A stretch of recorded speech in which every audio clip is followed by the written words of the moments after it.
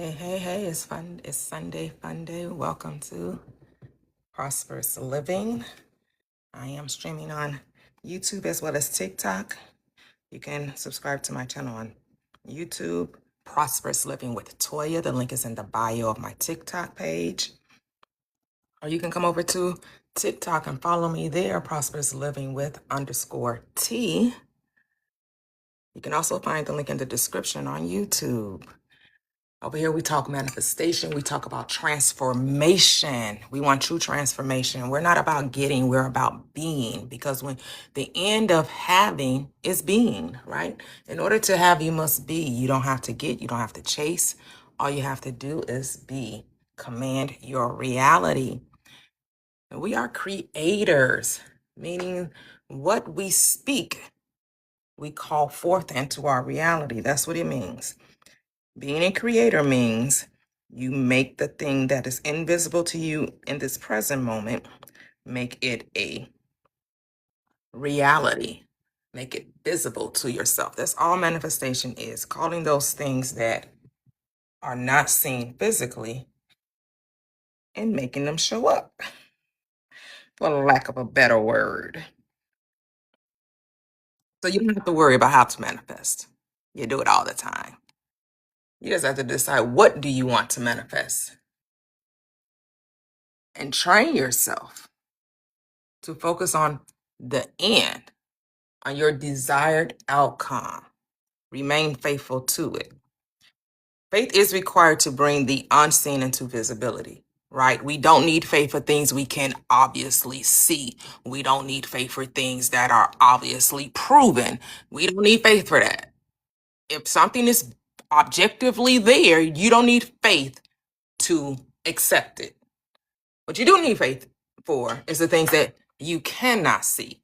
Like, you don't see the hundreds of thousands or millions of dollars in the bank account. Yes, it's going to require faith for you to manifest that. You don't see your doctor's report saying that you are well or you're healthy or that you are at ease in your body. Yes, it's going to require faith for you to manifest wellness in the body, to manifest healing in the body. Not to figure out how it's going to happen, but to know that it's already done. That is the condition according to the script. And here's the thing. You don't take anybody else's word for it. You test it for yourself.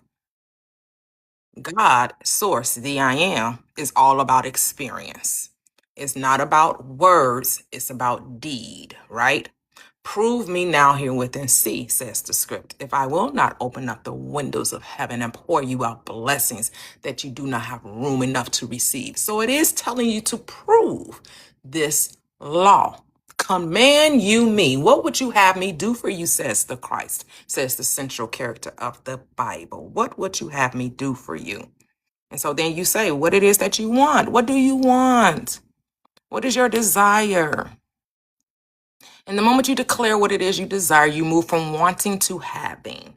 You have to get out of the wanting state and move into what? The wish fulfilled state. The state of knowing, the deep conviction of having the thing you desire.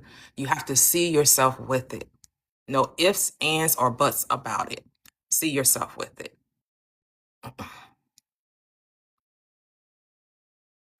And so the script reminds you that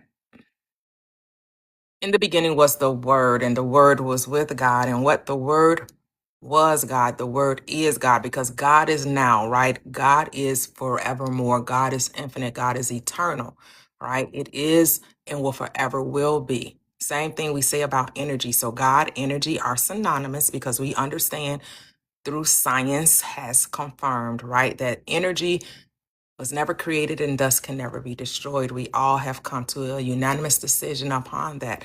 That's who God is. Energy, never created, never destroyed. And you know that you are an energetic being. So with that being said, that means you were never created and thus can never be destroyed. We're not talking about the physical body. Remember, we're talking about the I am, the spirit, the unseen, the invisible. The real you is invisible. This body is just a projection of who you truly are. It's the illusion.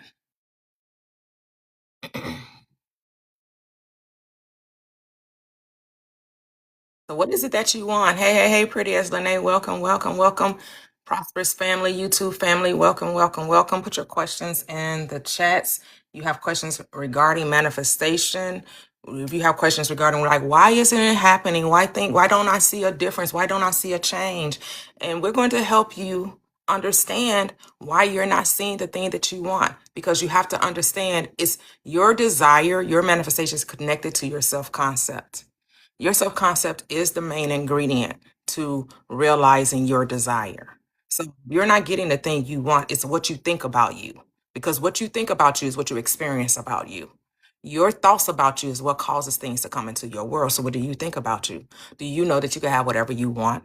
The script tells you that. It says, whatever you desire when you pray, all you have to do is believe you have it and you shall get it. That's it. The moment you decide that you have it, it's yours. The moment you decide, I am that, this belongs to me, then you should have it. No, it's a bust. And we don't go according to circumstances. We don't let the world dictate. We dictate the world, right? We command the world. We do not allow the world to command us, right? We are not moved or shaken by outside circumstances. We do not let the world of effects dictate, because the world of effects has no power. It is what the projection of what's going on within. So we know that the circumstances and situations are only caused by what? Our thoughts. So if we want the outside to change, we have to do what? Change the inside. We have to change the way we think. So the script helps you. The Bible helps you change the way you think. Is it necessary that you understand script, that you know script? No, it's not. All you have to do is understand how to change the way you think. Now, that is a requirement. Because as a mind man thinks, so is he or she. So it is a requirement that you change the way you think. And so the Bible is a useful tool because it is a book all about you. It is a mind science book. It is psychology. It's allowing you and showing you that the world is mental, that what is subjective becomes objectified, right? The world is subjective, then it becomes an objectification, becomes something you can detect with the five senses, something that you can see, taste, hear, touch, and smell, right? So what was first subjective becomes an objectification, an objectified fact.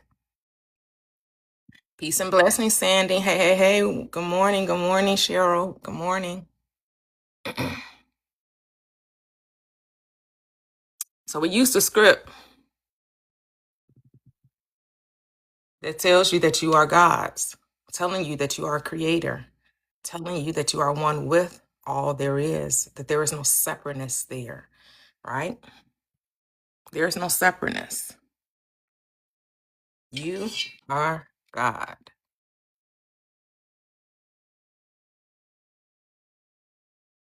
That's who you are. And if you don't like what's being said, then this platform is not for you. I'm not here to argue over anyone's beliefs. You get to have them. You get to keep them. No one wants to take them from you. If you believing in Jesus, Allah, Brahman, Vishnu, Krishna, whoever you're, Jehovah, Yahweh, whoever you're deciding to believe in, and that works for you, then why would you change anything, right? This is about how to use that power that you lovingly serve, that you lovingly worship, and get that power to work on your behalf. And the power tells you that without faith, it is impossible to please the power, right? That faith is the requirement. And faith comes by what? Hearing, and hearing by who? The word of God. And what is the word of God? In the beginning was the word. The word was with God, and the word what? Was God. So God and word are synonymous. So with that being said, let's take Isaiah 55 and 11. It says, so shall my word, which is God, be that goes forth out of my mouth. It shall not return unto me void, but it shall accomplish that which I please, and it shall prosper in the thing whereto I sent it. And how do we also know that this is true? Because I know those of you that are familiar with religious organizations, specifically Christianity, the different religious leaders would tell you that scripture confirms itself, right? So we'll go to scripture to confirm Isaiah 55:11, which is found in the Gospels. I don't remember what the scripture is found, but you can Google it. It says, you are justified by your word, and you are condemned by your word. It all falls at your feet. It all falls at your feet. Everything begins and ends with you. Hello, Anson.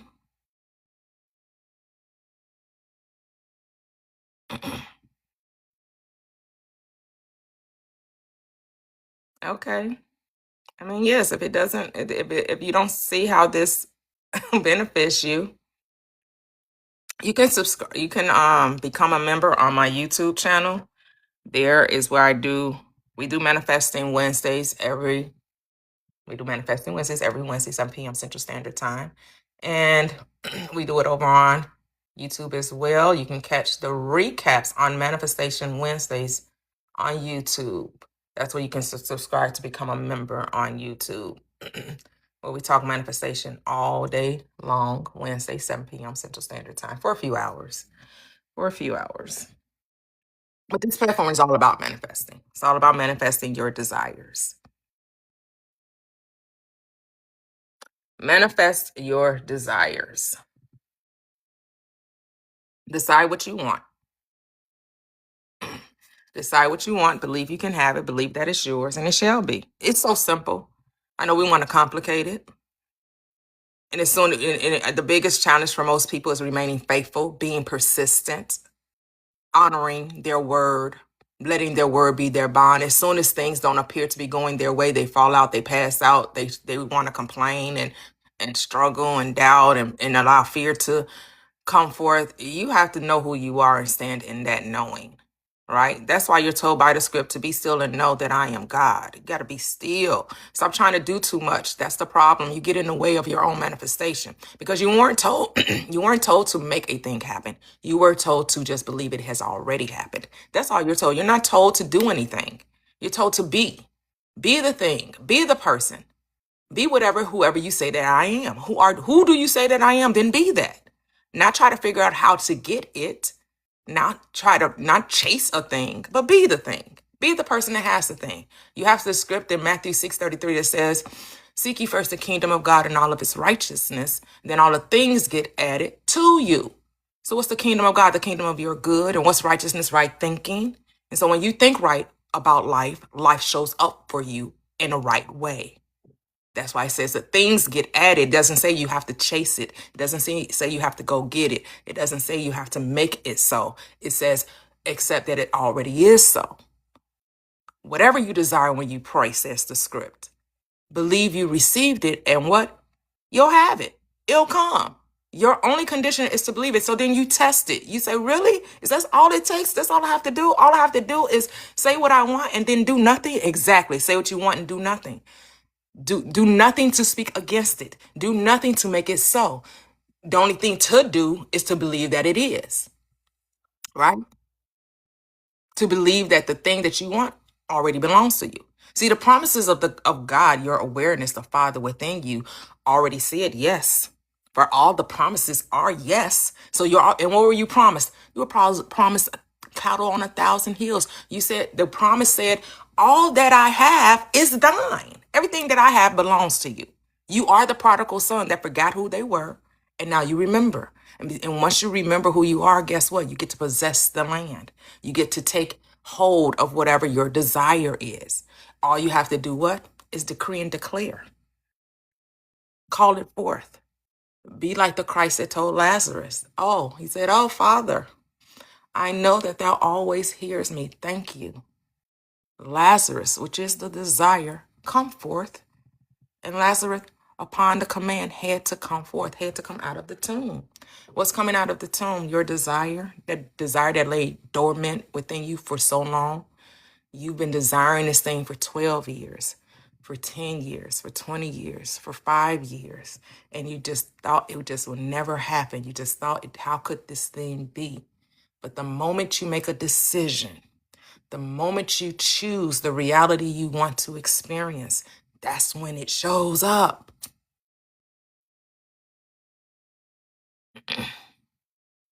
Yes, the work is mental. The work is not physical. Oh, be a beauty. The work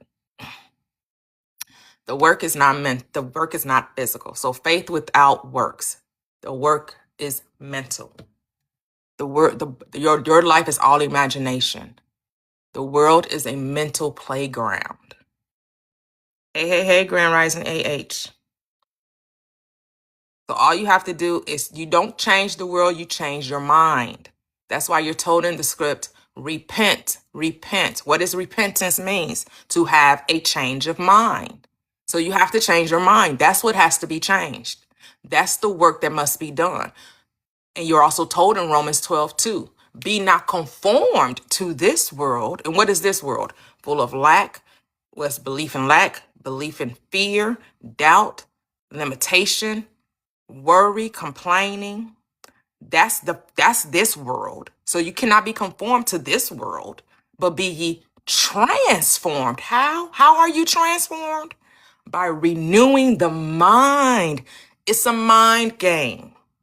Has nothing to do with your physical activity, because the physical is the effect. You will be naturally or automatically or compelled to do the thing. You don't have to worry about what to do. It's automatic. The moment you decide that you are this and remain faithful to that thought, to that word, let your word be your bond. Be bound by your word. So what is your word? What are you saying about you? What are you decreeing and declaring? What word are you sending forth? Because guess what? That word not coming back void. Oh, it will accomplish the very thing in which you please, and it will prosper in the very thing in which you sent it, be it good, bad, or ugly, evil, whatever you want to call it. Oh, it's going to do the damn thing. It's going to do it. You don't have to, no ifs, ands, or buts about that. That's the law. The thing that you send out is the thing that comes back. Life is a boomerang. What you send forth comes back to you, multiplied. He said, give and it shall be given unto you. Pressed down, shaken together, running over, shall men give unto your lap. Right?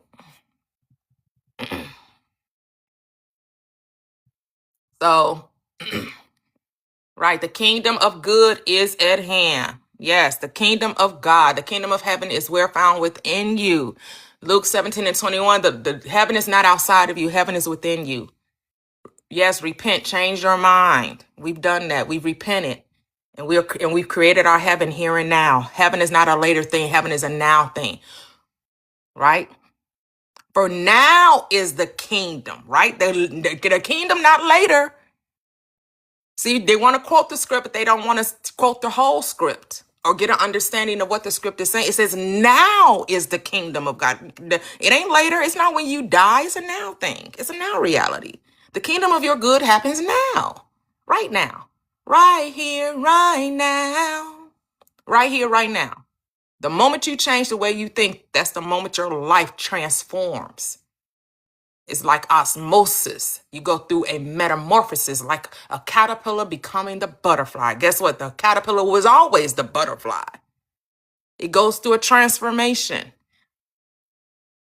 The caterpillar thought, oh, woe is me. How could I ever fly? The butterfly, just hold on a second. Hold my beer. I got you. We got to go through a transformation, though. We got to see ourselves as the butterfly. Can't see ourselves as the worm of the dust. We can't see ourselves as the lowly caterpillar. We have to see ourselves as the butterfly, because that's who we are. We are the butterfly. We're not the caterpillar. The caterpillar was the beginning, it's not the end. So whatever you are now, whatever you're declaring, no, if it hasn't manifested, then that's not the end. That's not the end of the story, right? And the key to this is to live in the end. And how do you live in the end? As I said, the main ingredient is change of concept. You have to change what you think about you, because what you, as a man, mind thinks, so is he or she. It's what you think about you. It's not what the world says. It's not what your parents think. It's not what your teachers think. It's not what your grandparents, your family, your friends, your employers, your co-workers, your significant other. None of those, it does not matter what they think. You are the only thinker in your reality. You're the only one having the thought. Since you're the only one having the thought, you're the only one creating your experience. Oh, okay, okay, okay, Imperial Night. It's the same thing. What about Islam? Same thing. We call this power by different names, right?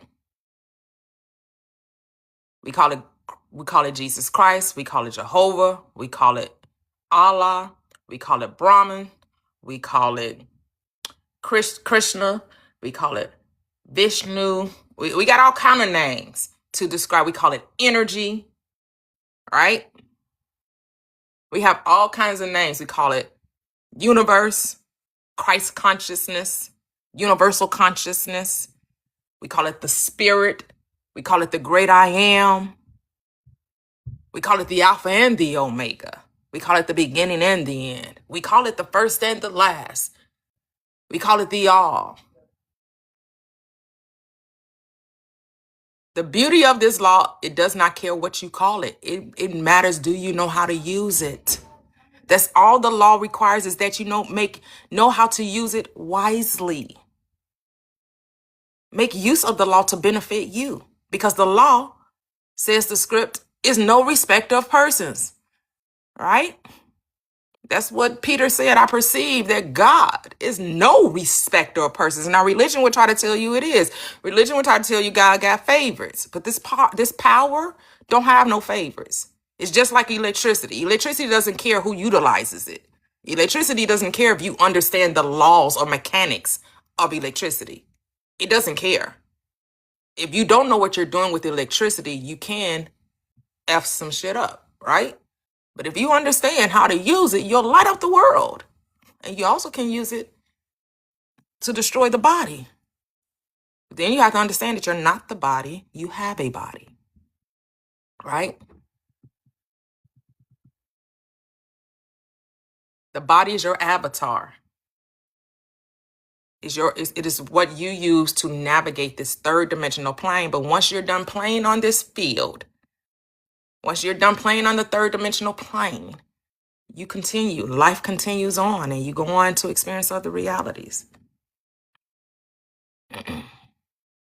Yep, the sun shines on all equally. Yep, says the sun and the rain, right?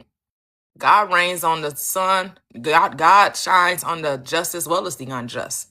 Rains on the just as well as the unjust, right? It rains. Rain and shine. And what is unjust? Your thinking. It's just talking about your thinking. Remember, the Bible is mental, psychological. It's telling you how to think.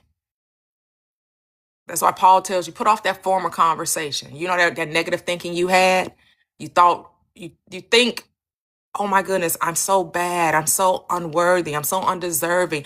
Oh, I'm just a sinner. Oh, I'm just this. Oh, I'm just a woman. Oh, I don't have the education. Or I don't know the right people. You complain, you doubt, you operate in fear. When the script tells you, you weren't even given the spirit of fear. The fear wasn't given to you.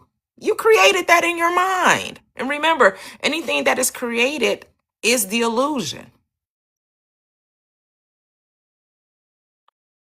Right? So if you weren't given the spirit of fear, then you need to loosen, let it go, and be bound by power, love, and what? A sound mind. Seek peace and pursue peace. Because what you seek, what you find. That's why you're told to seek peace and pursue it, because when you seek it, you shall find it. They said an author named Pascal said, you would not have sought me had you not already found me. So guess what? You already have the peace you're looking for. You already have. Everything that you desired, it already belongs to you. It's already in you. You just have to call it forth. You have to decree and declare. You have to speak those things. Speak it. Speak those things that be not as what though they are. Call it forth. Right? So it's up to you to decide what it is you want. Just make a decision. I wish that you were hot or cold, but you're lukewarm. Play in the middle. Playing the monkey in the middle. Pick a side, any side, and then what? Watch the power do what it's going to do. You don't have to figure out the how. That's not your work. What did the central figure of the gospel says? I of my own self do nothing. The Father within does the work. The power in you does it for you. So why are you worried? Why are you obsessing? Why are you complaining? Why are you triggered?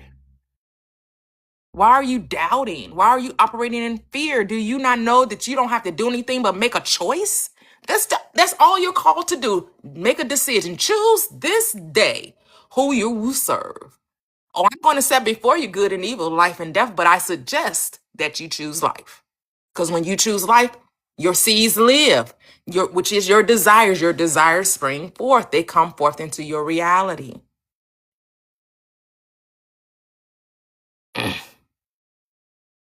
Hey, Noye, welcome, welcome, welcome. And it's so simple. We just got to keep it simple. The simplicity of this teaching. Like the Bible tells you, the script says, do not add to the word and do not take away from the word. Well, what does that mean? When you have a desire, you don't have to condition it. That's what's adding to the word or taking away from the word. You have a desire and then you start thinking about how it's going to happen. And the moment you start thinking about how it's going to happen, you start adding and taking away from it. Well, that's too big. So I really want $1 million. But since I've never had $10,000, I'm only going to ask for 50. Really? The desire is $1 million.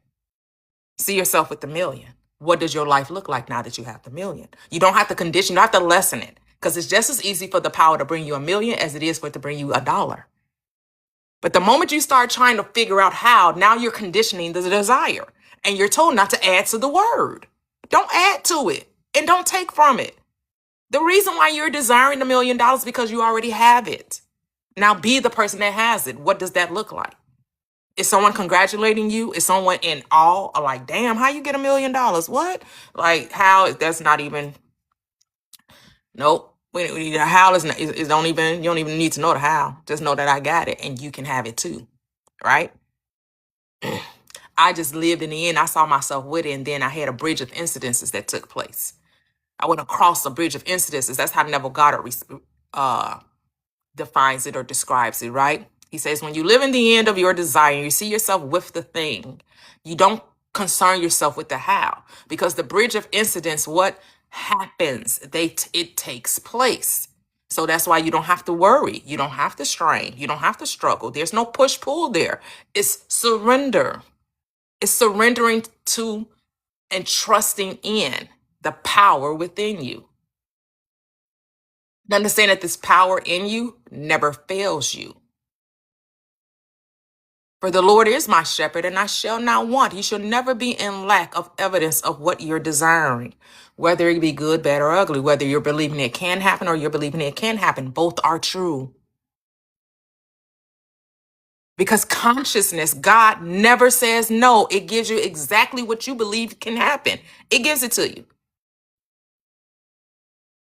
Then there are occasions where it exceeds it, right? Now unto him that is able to exceed, to do exceeding abundantly above all that we can ask or think, according to what? The power that's in you. That power is able to exceed your expectations. Just be open, just allow, just trust. Hey, Riptide, welcome, welcome. It's about remaining faithful, though. Faith is required. Faith is required. You have to be able to believe in the thing you cannot see. Because that's all faith is, right? Trusting in the very thing you cannot see. You can't see how the $1 million coming into your world. You have no idea. It's infinite ways, right? Infinite ways that the money can come. You don't worry about when or how. You just accept that it's done. And you go your way in peace. And you allow it to show up. And then when you talk about money, what do? You speak lovingly about money. Because you understand that you are earning money, because money is just a reflection of you, right? Money is mirroring your self-worth. So how do you see yourself, right? Because money is neutral, right? I know people want to tell you, oh, money is bad, money is evil. Oh my goodness, we shouldn't have billionaires, we shouldn't have trillionaires. Money don't have no feelings. It really doesn't care who holds on to it. You're the only one that care. You're the only one putting feeling and emotion to money. Money is neutral. Has no feeling. Energy is neutral, right? It doesn't have feelings. That's why I tell you, your feelings don't effing matter. Can you use your feelings to manifest? Yes, you can. But do you need them? No. Because all you need is what? The word. The word is God, not the feeling. The feeling. The feeling is a byproduct, right? Feelings are byproducts. Emotions, you're supposed to rule the emotions just like you're supposed to rule your thoughts, rule your mind. Remember, you're the operant power. You decide. Because it's not about happiness, joy, which of course we're called to be joyful. We're called to be happy, right? It's about knowing. What does it say? Be still and know. And what does know mean? To have a deep conviction about something. To trust in its reality, right? Getting the naturalness of a thing, right? Now people complicate it thinking you have to conjure up these emotions to get a thing. Unnecessary. Because what you're always doing is you're always thinking. You're always having a thought about something. And do you know if you didn't have thoughts about things, you wouldn't have much feelings about it? And when you decide to love a thing, you're always going to think right about it. So if you love money and tell yourself, oh, how wonderful it is. Oh, I love that I have more than enough money. I love that my family lives off trust funds. I love that money comes to me easily, effortlessly, right? Abundantly. I love that I get avalanches of wealth to come into my experience always. That everything I do is effortless. It's fun. It's easy peasy, fresh and squeezy. I love this life. I love my life. Do you say that you love your life, or are you always complaining about life? Always talking about the struggle, always talking about the strain, always talking about the hurdles, always talking about the difficulties? Or do you ever talk about how lovely your life is? Do you appreciate, which means to add value to a thing, right? Appreciation. Do you appreciate your life? For I what it says, I praise thee, for I am fearfully and wonderfully made, and marvelous are thy works. Does that sound like someone that would call themselves a sinner? David is saying, I'm fearfully and wonderfully made. He's not calling himself a sinner. He's not saying he's a lowly worm, is he? He's talking about the wonderful works of the I am. And people are going around crying out to me, God, I'm so unworthy. I know I'm unworthy. Oh God, please, please, please, God, please. I don't deserve anything. But if you were just mad, if you could just, really? You don't have to grovel. You don't have to beg. You don't have to plead. You don't have to bargain. You hear so many people, oh yes, I told God if he just do this thing. What? You know that many people don't know, but I'm about to tell you that your consciousness is God. It doesn't need to be bribed. You don't have to bargain with it. You just have to tell it what you want. Tell yourself what you would like to have and then believe that you got it. That's it. No bargaining, no pleading, no begging, no crying. I mean, you can do that. You can most certainly do that. It's unnecessary. Because sometimes you will find yourself crying out. Sometimes you will feel like the load is too heavy. Because guess what? You were never meant to carry the load. What did the Christ say? Cast your cares upon me, for I care for you. I'll do the caring for you. You were never meant to carry the burden. That's why you crying. Because you carrying a load that was never yours. The script says, the Christ, which is the power and wisdom of God, which is your I am, which is your awareness, says, look at me. Take a look at me. For I am meek, and I am lowly of heart. Take my yoke upon you. Take my yoke upon you, and learn of me. For my yoke is easy, and the burden is light. So where we get these heavy burdens? Why are you carrying around stuff that don't belong to you? Just drop it. Drop it. Mentally drop it. Mentally drop it. How do you mentally drop it? Meditation, prayer, contemplation. Get with yourself and have a conversation.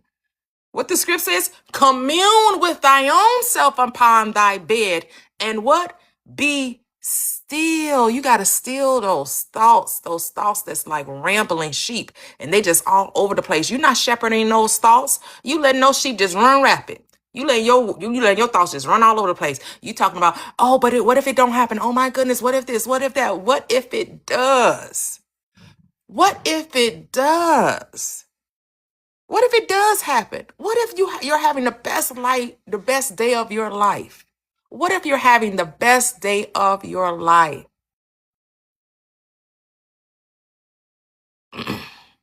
Hey, Fee. Welcome, welcome, welcome.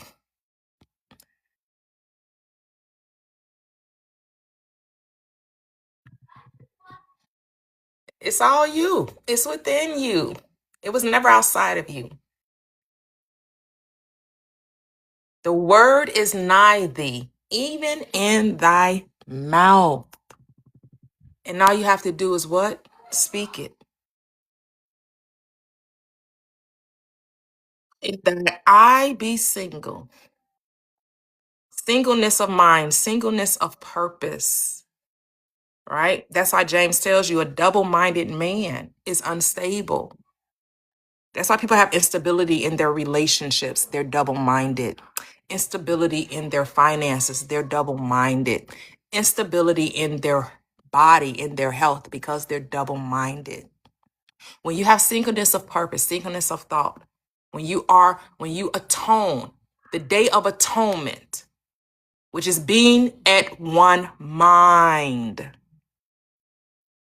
When you decide to be of one mind, you are experiencing the day of atonement.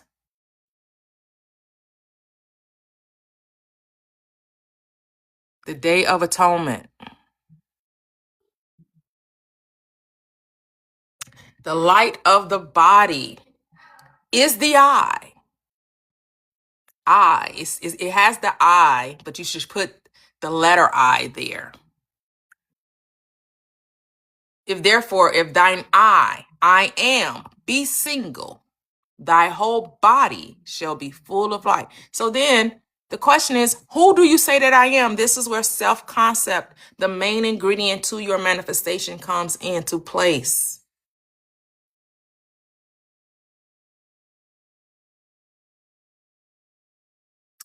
Atonement, at one mind, of one mind.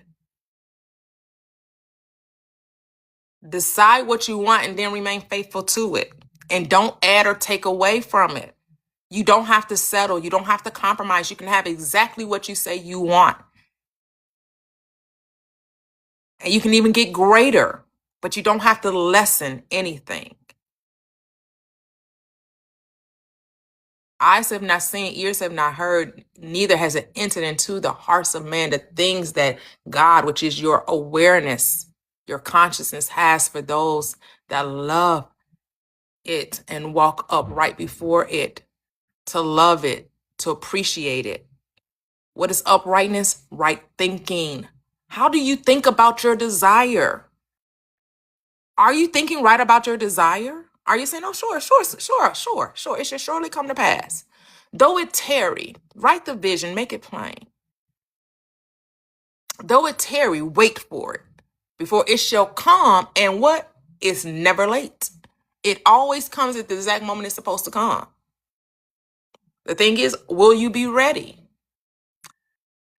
Will you be ready? Remember, there were 10 virgins. Five were foolish and 5 were wise. Which one are you? Are you the wise virgins, or are you the 5 foolish that wasn't prepared? That didn't have enough oil, which is joy, the joy of knowing, that deep conviction of trust, of faith, of knowing that the thing that you ask for must surely come to pass.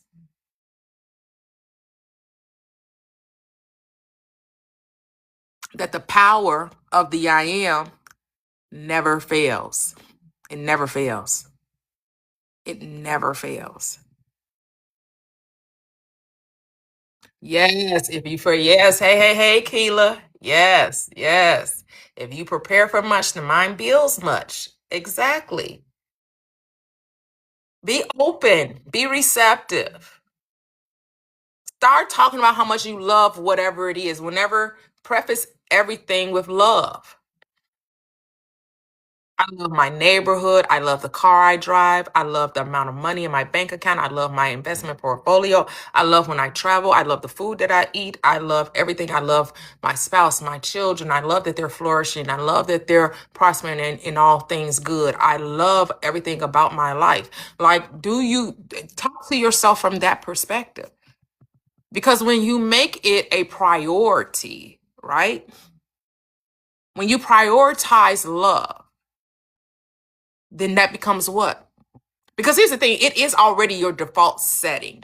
Love. Love is who you are. Now be it. Be it. And I get it, you just forgot. You're in a state of forgiveness, but now I'm here to remind you of you, right? You manifested me into your world to remind you of who you are. You're just in a state of forgiveness. Now you're going to remember how to actualize the life you want to have, and being single-mindedness, being of single purpose, whatever it is, whatever you're desiring to be, remain faithful to that. Be faithful to your desire.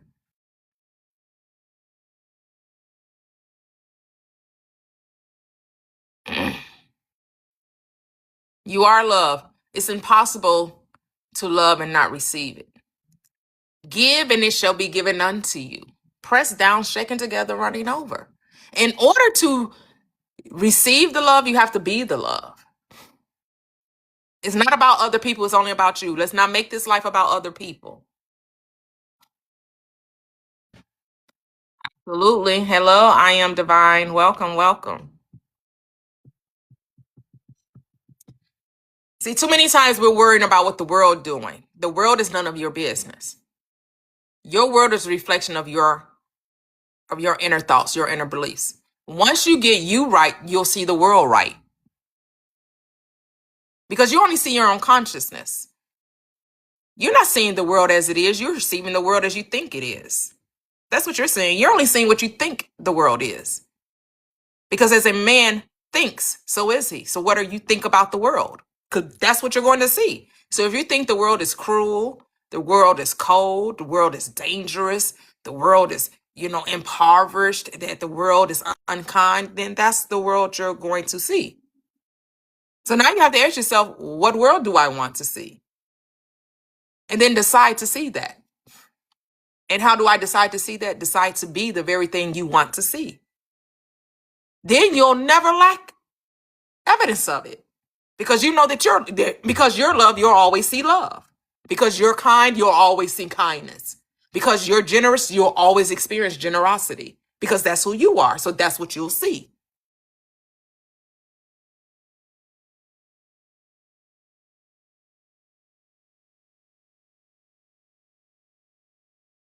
Oh, yes, your supply is never the issue. Your capacity is. Rise to the level of your belief, desire. Yes.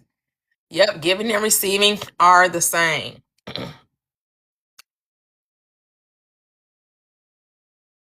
Well, you have to see your people differently. And who are your people? All the world is God. There's nothing in the world but God. That's all there is. There's only energy masquerading as people. Personality means persona, which means mask. We're all wearing masks. We're parading around this reality as people. We're actually energy, though. And we're all playing these different parts. And everyone in your world is an extension of you. Because I know you don't know 2 million people personally. No one personally knows 2 million people. I don't know how many people, I don't care how many people are out there. You aren't personally engaging with 2 million people on a personal level. Now, some people may engage with people with hundreds or thousands, depending, throughout the course of your life, the course of your experience here on this third dimensional plane. But your world is your personal interaction. The people that come into your personal experience, into your space, that you can physically touch, or that you can see inwardly in your mind. People that you personally know. And so if you're talking about 2 million people, see them differently then. See the 2 million people that you're talking about as being powerful, as being well taken care of, as being fulfilled, as being safe.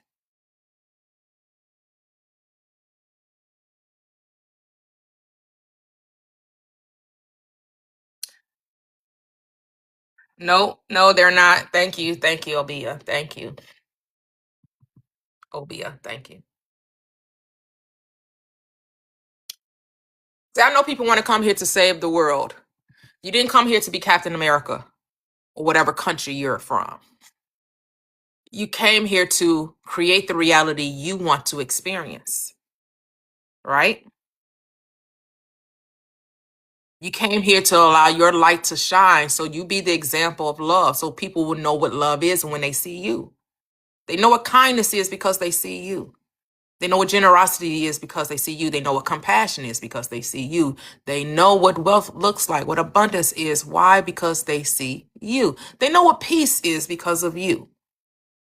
Because you are a reflection of them. They're seeing what's possible for them through you because you're their mirror. The world is your mirror. So however you're viewing the world, those are your thoughts. You're only seeing your thoughts. You're not seeing what the government is doing. You're seeing what you think about the government. You're not seeing the news. You're seeing what you think about the news. You're not even seeing your children. You're seeing what you think about your children. You're not seeing your spouse or significant other. You're seeing what you think about them.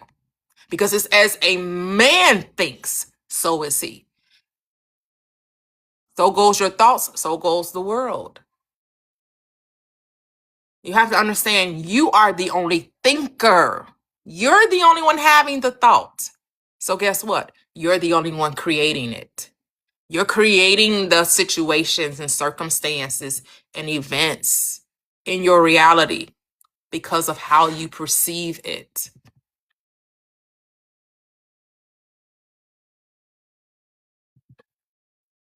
Yes, my mind expands, my capacity increases, my desires multiplies without limit. Yes, you're infinite, eternal. A world without limits, a universe without limits. There are no bounds to love. There are no limits to love. It's eternal. It's infinite. Never runs out.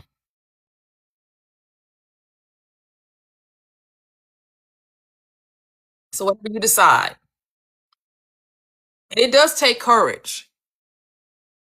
And you're told over and over again in the script to be of good courage, to fear not, right? You're told not to fear. You're told to be of good courage, to be of good cheer, right? To rejoice. And again, I say rejoice.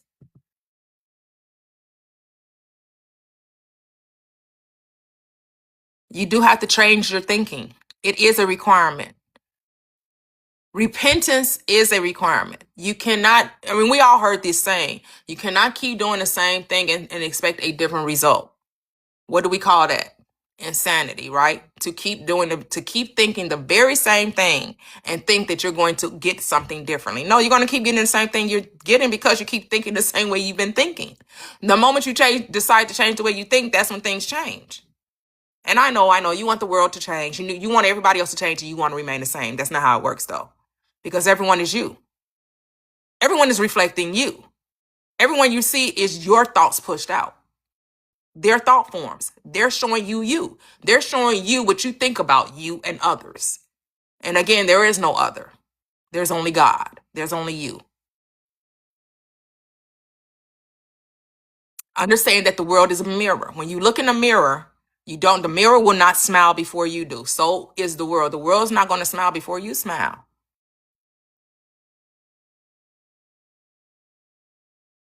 You're projecting out onto the screen of space. Remember that. You're projecting outward. It's just like a movie theater.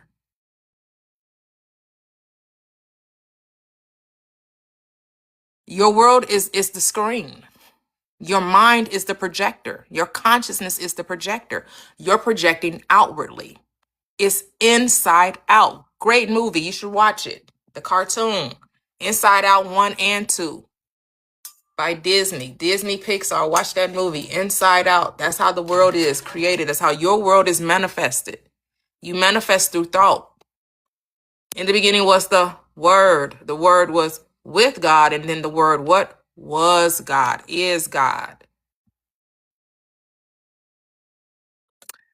Tap, tap, tap the screen. Share, share, share the live. Double tap the screen. 10K the easy way on TikTok. You get to come up on the panel and we can talk about your success stories, your journey, your awakening. Share with others, what you've realized, what you've come to know to be true. Because what you share with others will definitely will help them to recognize that this law is no respecter of persons. If they can do it, you can do it.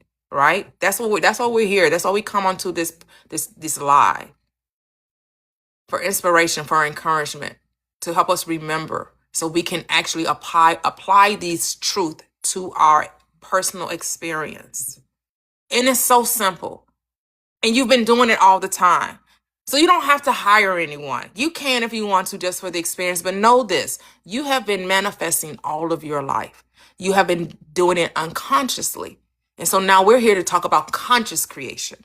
To consciously do the very thing that you've been doing all of your life, you just didn't know. Once you decide to change the way you think, you will see reality shape shift. That reality bends to you. You'll be that tree that's planted by the river that shall not be moved by the world of effect. Because you understand that the world effect is caused by you. And since it's caused by you, it can what? Be changed by you. And save Isaiah 55:11. So shall my word be that goes forth out of my mouth. It shall not return unto me void. I send forth the word.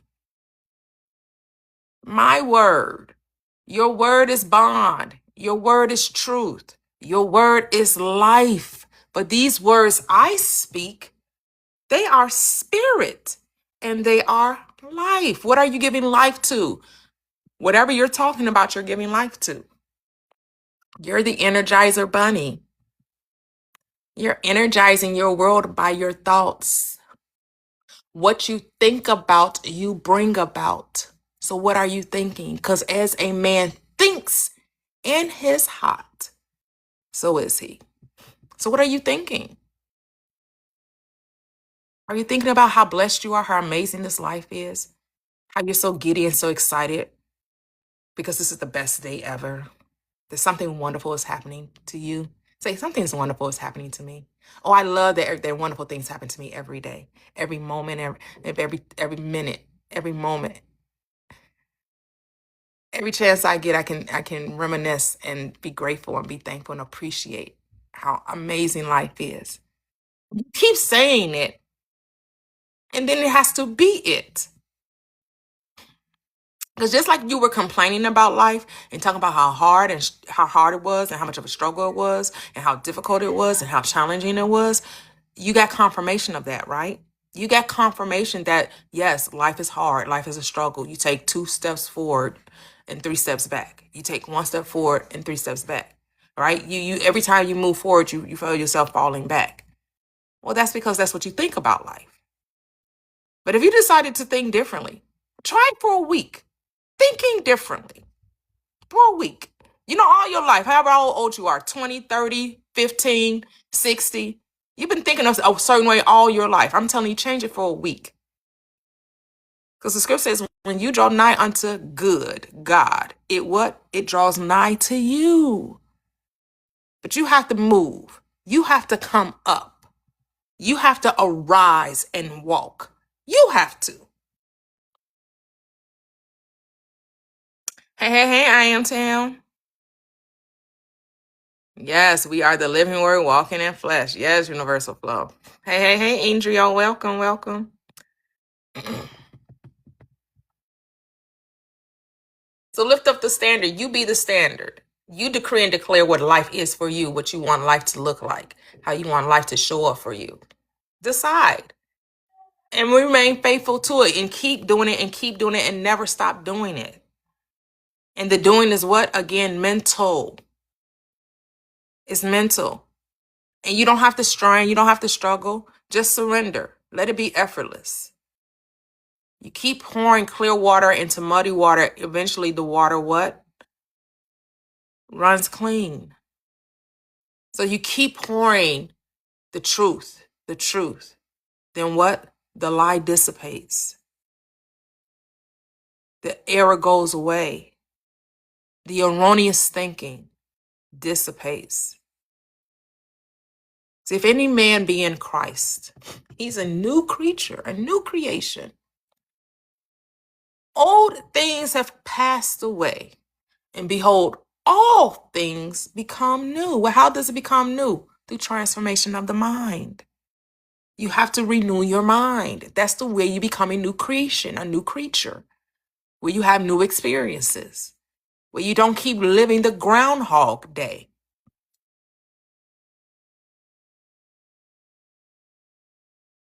Because that's what it's about. It's about walking in the kingdom of your good. It's about creating your heaven here and now, bringing heaven. You're not. When we say creating, we're not saying that you're doing anything to make it so. We're saying that you're calling forth that which already is. You're lifting the veil.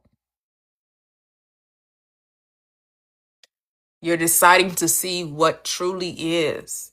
That life is beautiful. That life is amazing. That you can really live opulently. You can live. You can flourish. You can prosper. Right? You can live lavish. You can live grand. Right? You can have all of the wonderfulness of this world has to offer. You just have to decide that you have it. Just decide. I am that. I am that. Just decide. And it's okay if right now you may simply don't know what you want. It's okay. Ask yourself the question though. Have the conversation with yourself. What is it that I truly want? What is it that I would like to experience? And it doesn't have to be some old grandiose thing or, oh, I would really want to see the world. I'm telling you to change you and leave the world alone. Because the moment you change you, the world changes. So stop trying to figure out how to fix others and learn how to change you. See, everybody wants to change everybody else because they think they're the problem. No. You have to be like Michael Jackson said. I'm starting with the man in the mirror, and I'm asking him to change his ways. He didn't say I'm asking you to change your ways. You don't look in the mirror and you see other people. You look in the mirror and you see self. And your mirror is your mind, your consciousness, your awareness. That's where you start. That's where the change begins. That's where change happens within. Oh, yes. Desire is not fulfilled by needing more. Desire is fulfilled by recognizing you already have it because you don't need anything. You already possess all things. Get out of the state of need. Desire is not need. Desire is about experience. Stop seeing desire as something that you lack. That's not what it is. Desire is not about lacking a thing. Desire is about experiencing a thing. You came here to experience. That's the purpose.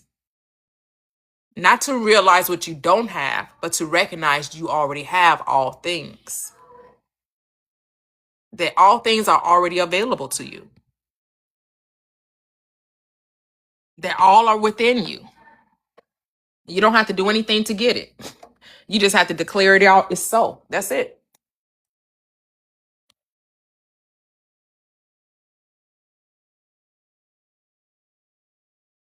just have to declare that you already have the very thing that you're deciding.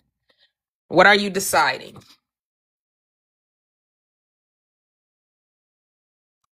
Right? And stop putting limits, right? There are no limits. There are no limits to manifesting. You are a limitless being. You can have whatever you want. You could have, like T.I. said, you can have whatever you like. You can have, what do you like? What do you like? You can have it. Appreciate where you are, because the desiring to experience something else doesn't mean you don't like where you are, right? Because desire, again, is not about a need, it's not about a want, it's not about lack, it's about experience, right? You're just here to experience more and experience more and experience more and experience more, right? That it's all about expansion. That's it. You expansion. And to not desire is to desire. So if you say, oh no, I love exactly where I am.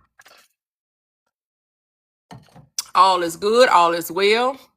I have great relationships. I have physical well-being, mental well-being, emotional well-being, spiritual well-being. Life is good. Life is great. Life is amazing. And I'm just thankful. I just appreciate it all.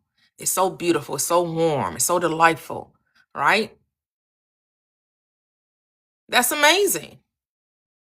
You can get to that place where you are, where you stand in the present moment of now, you can see that life is amazing, regardless of what's going on out there. Go within to your own mind, because that's where the true reality resides, right? Consciousness is the only reality, and consciousness is within you. It's not outside of you. It's projected outside. It's within you. You are the broadcasting station. This is your studio. Your mind is your studio. You're the broadcasting. You are the network. You are the channel. You're the receiver. Tune in. What are you tuned into? Tune into love, to peace, to joy, because it's all within you, right? A radio station, a channel, right? All stations exist on that channel, on that station, right? In that geographic area, right? You have stations, channels, all, right? They all exist. And the only thing you have to do, if you want to hear R&B music, you don't tune to a country station, right? You want to hear pop, right? You don't tune into jazz. As Devil God reminds us, all states exist. So the state of lack exists. But if you want abundance, you can't be tuned to lack. If you want health, you can't be tuned to illness, right? You want relationship, you can't be tuned to loneliness. You have to change the station. How do you change the station? Change your self-concept. Change the way you think about you. You have to be courageous, bold, says Paul. Boldly come before this throne of grace. And what is grace? A gift. So he's letting you know you're not earning this. You're receiving it. You're allowing it because it's already there. You're just what? Fine tuning. You're just tuning into it.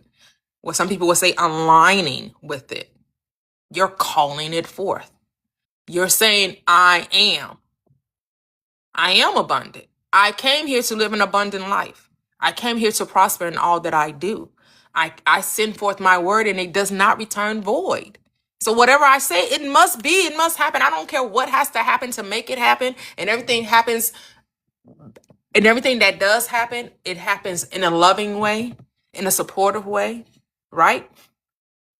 I love that things happen in an effortlessly, smoothly, lovingly way, right? You don't have to bargain. You don't have to, oh, I'll give my left arm. I'll do this and I'll do that. Just stop making up shit to do that you know you really want to do just to get the thing you think you don't already have. It's unnecessary.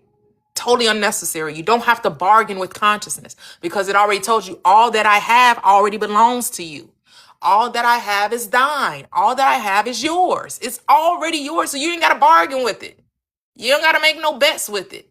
You don't have to plead with it. You don't have to beg. It's totally unnecessary.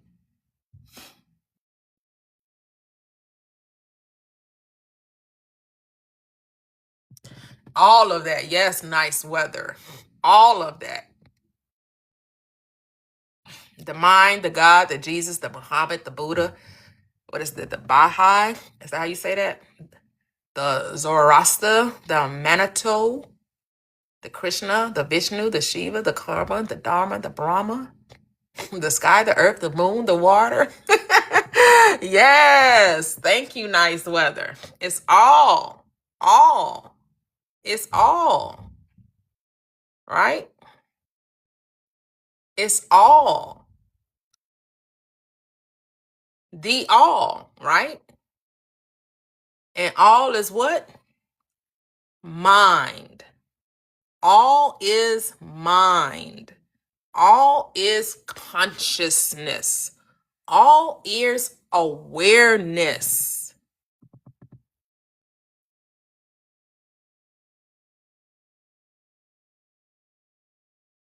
Allow yourself to be free. Allow yourself and you know what? How do you get freedom? Through truth. And what is truth? The script says, my word is truth. The word is truth. Your word is truth. So what are you saying is true about you? What are you saying is true about you? Because your word is truth. I am the way. I am the truth. I am the life. You're giving life to every word that you speak, every thought that you command, every seed that you plant. That's the life.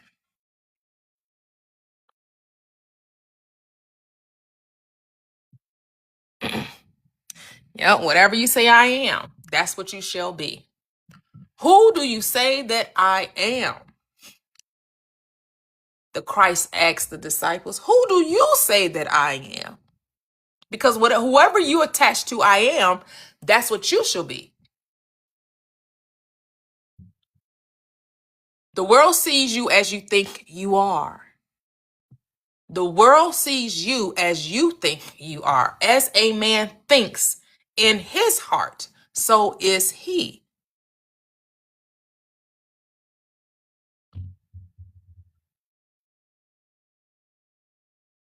Yes, I can do all things because I am everything. I am everything and everything is I am. There's no separation. You're not separate from the world. You are the creator of it, which means your thoughts are things. You're creating the reality you're experiencing by the thoughts you're thinking. That's what makes you the creator.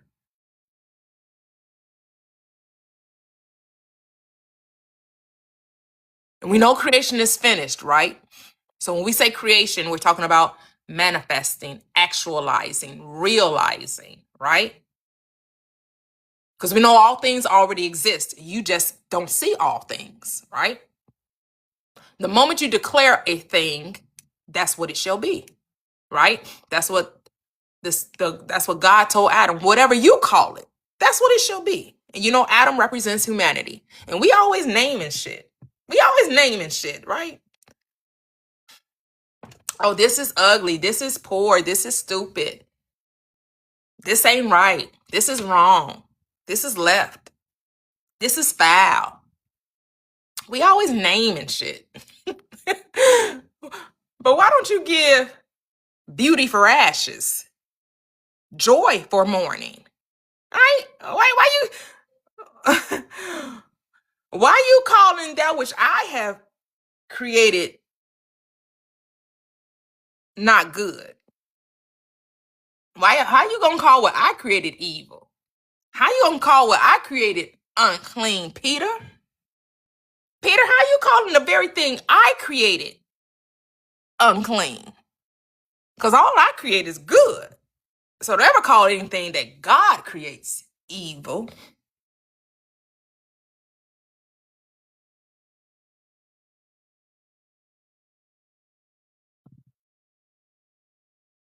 Whatever you declare and declare. Say, I'm beautiful, I'm amazing, I'm wise, I'm dynamic, I'm an influencer, I'm God. Woo! Can you say that? Can you say that? Because to say I'm God is just to say what? I'm good, I'm great, I'm amazing, I'm a creator. I'm the creator of my experiences because I know my thoughts are things. And what I think about, I bring about. Because as I think, so shall it be. That I am the great magician. That I do get to say abracadabra. What I speak, I create. Because in the beginning, right now is the beginning. Right? In this moment of now is the beginning. So in the beginning, what's the word? What's the word you're thinking now? What word are you having now? Because that word is with God, good, and that word is God, good. And then that word becomes what? Flesh. And dwells among you or within you as you. It becomes you because it is you.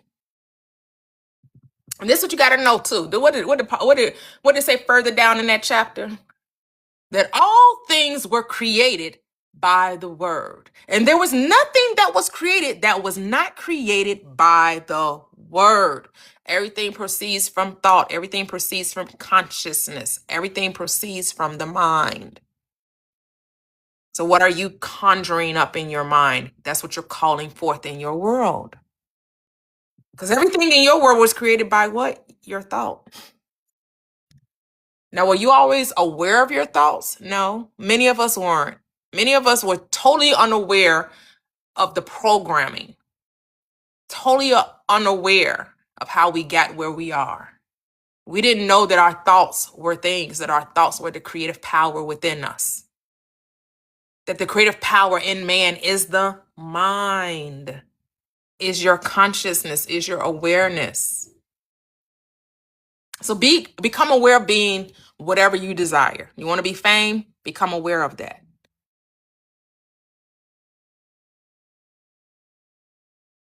You want to proselytize or convert?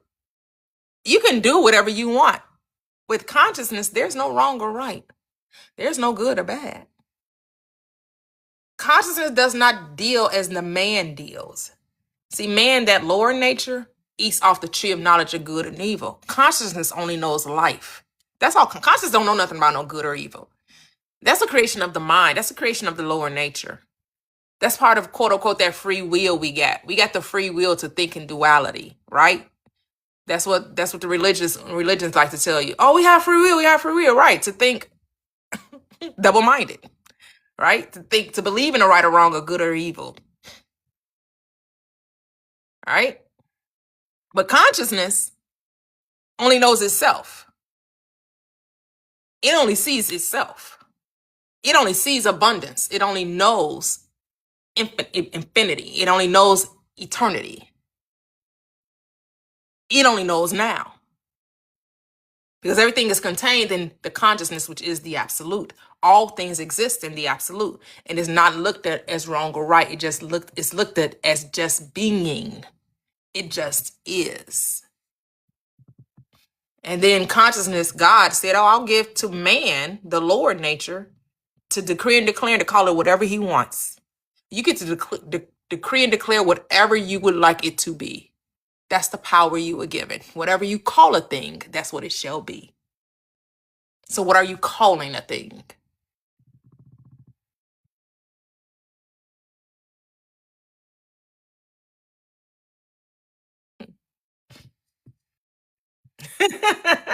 Get on up, get on the good foot.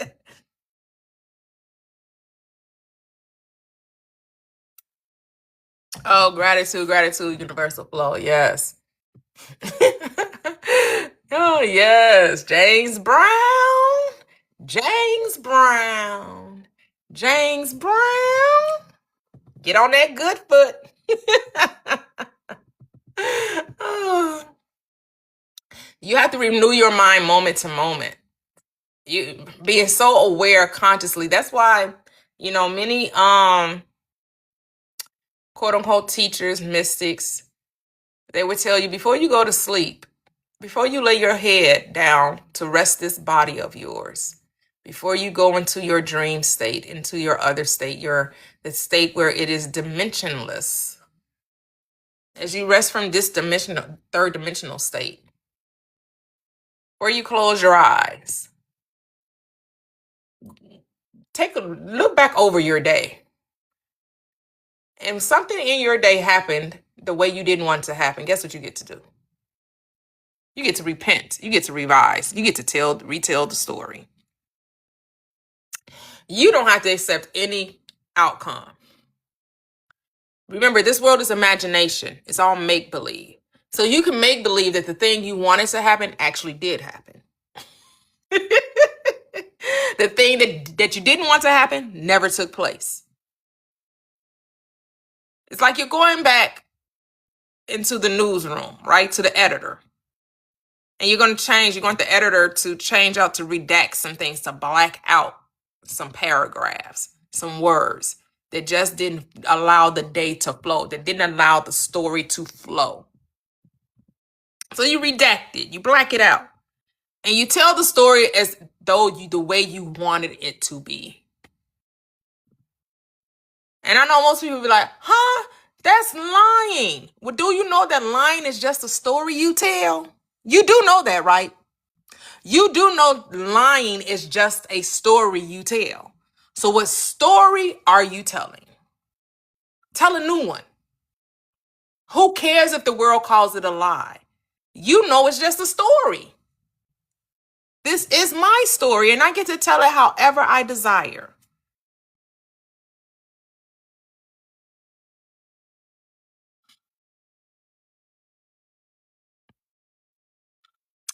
And so what are you going to do?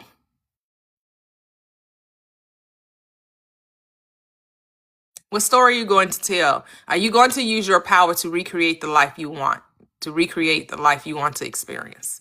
Are you going to tell a different story? You don't have to accept any outcome. As we were saying yesterday, you could just say, well, actually, this took place.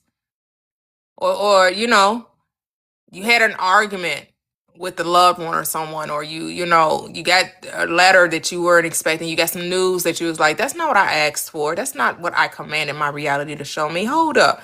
Let me revise that. Let me repent. Let me change my mind. Because the moment you change your mind, the world has to change. It has to change. Right? The moment you say, hold up. That's not the script I wrote. We got to do that again. Let me rewrite the script. Hold up. Wait a minute. Because who's in charge? Who's the operant power? You don't let the world dictate. You dictate the world. You say, hold up, world. Wait a minute. That's not the script. I said I wanted this. And you telling me that? Hold up. No. That's not how it goes. I get to say what it is. It is what it is. It's whatever I say it is. Because I know my awareness, my consciousness, the God within is always listening. It never sleeps nor slumbers. And it never fails. It never fails to give me and to do for me exceedingly, abundantly, above all I could ever ask or think. I know my word doesn't return unto me void. So as long as I'm not giving, opposite instructions, as long as I'm not diluting the instructions, as long as I'm not mixing, as long as I'm not saying one thing and then saying another, as long as I'm remaining faithful to the script has to be played out. The script has to be acted out. The only way the script is acted out is I waver, and I can't waver.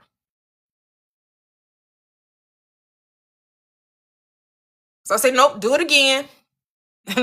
Revise that. Let's do that again. Nope, that's not what I told you. That's not what I said. I wanted the day to go this way. I needed the day to show up this way. That's the power we have.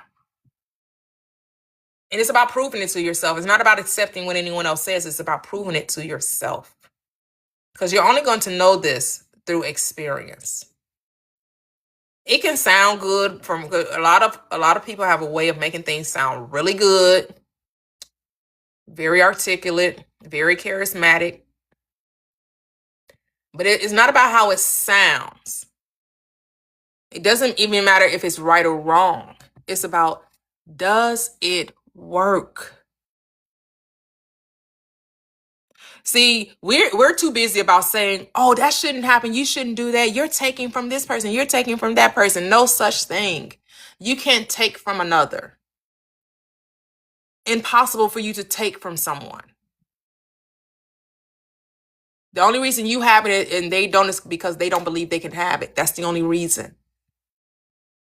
And if they had it and it ended up with you, again, they didn't believe that they deserved it. They didn't see that they were worthy of it.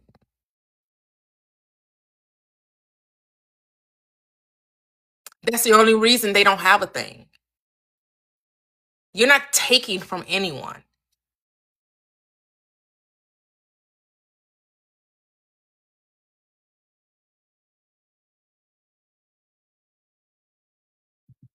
You never take from anyone.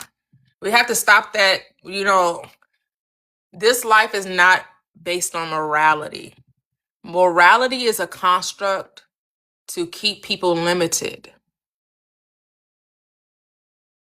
Because the very thing they're telling you is wrong to do is the very thing they're doing. That's why you don't have to consult anyone else for what you want. You just have to decide what it is you desire to experience and then let that be. Let it be. And then it shall be. When you start trying to figure out, oh, should I have it? Or what if I got it and this person didn't? Or what if, none of that. Because if you understand that everything comes to you in a loving way, in a peaceful way, in a wonderful way, you don't have anything to be concerned about. The law doesn't make any mistakes. It gives you exactly what you believe you can have. And then some. Talking about manifesting. That life is a manifestation and how to command your reality.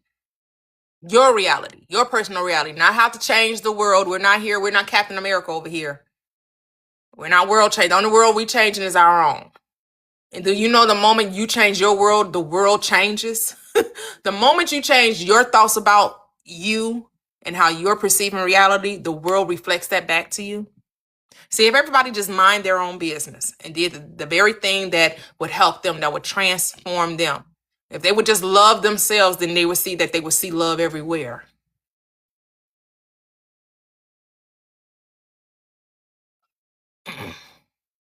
But too many people are concerned about what somebody else is doing, how someone else is thinking.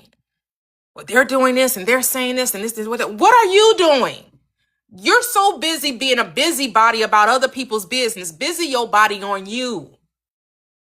But usually busybodies are not busybodying themselves. They're busybodying someone else's.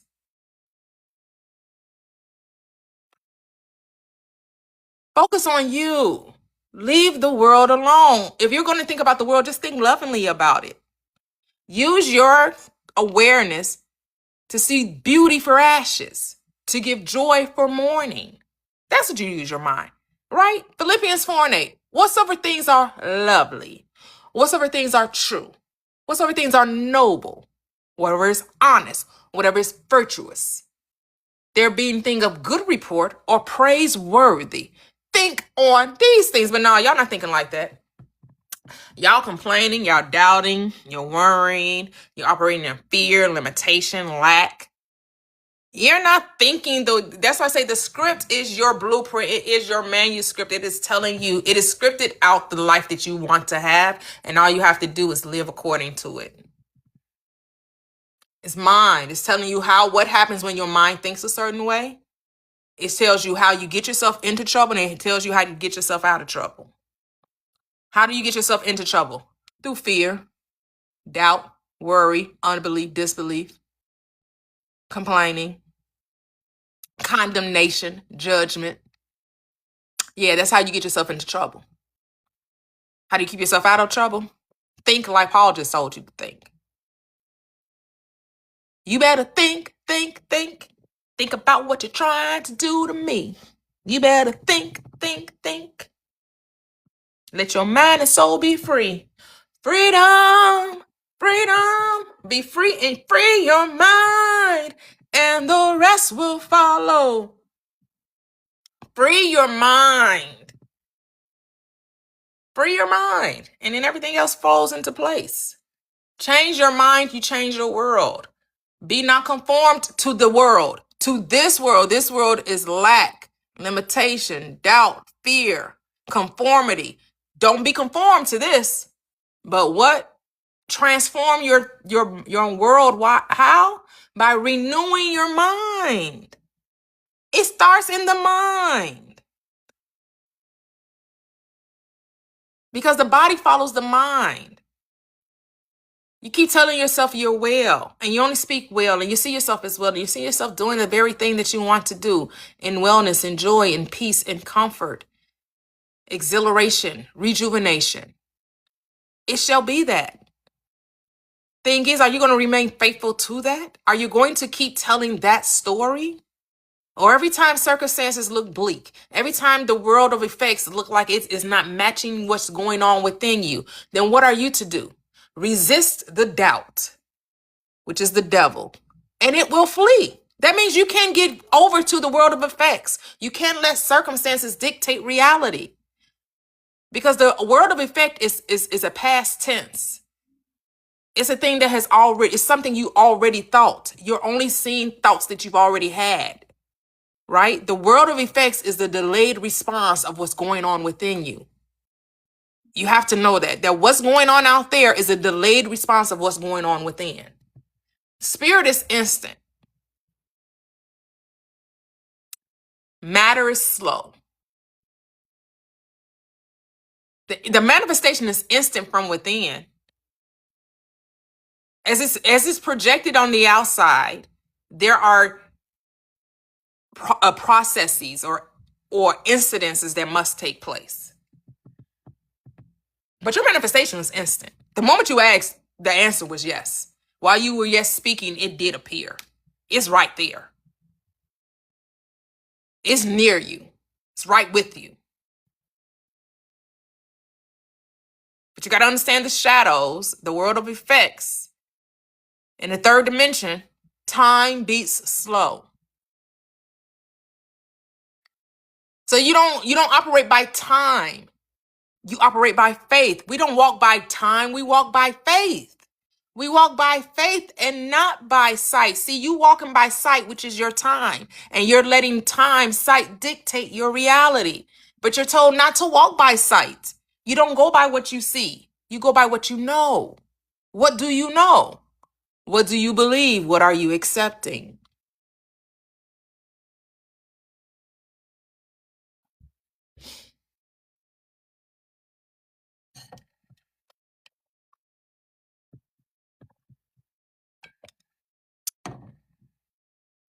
Accept that life is amazing.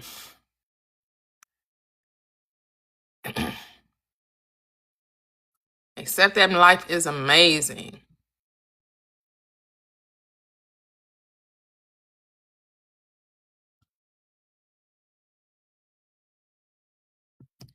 It is wonderful. So we've reached our 10K, so you can request up if you want to share your journey, share your... Oh, it was amazing. Thank you, I am Tam. It was wonderful.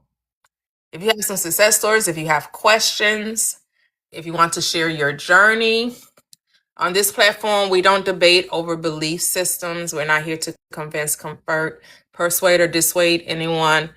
If you get to have your beliefs, especially if they're working for you, right? If you're having the life that you dreamed, if you feel like, everything is working out just fine for you, you're living your best life. Over here, we talk about how to manifest without strain or struggle, without push or pull. We're about freedom. We're about true transformation. This platform isn't about getting a thing. It's about recognizing we already are that which we desire. It's about being. Because once you understand who you are, you know that all things flow to you without force, without effort. It just shows up when you allow yourself to be still.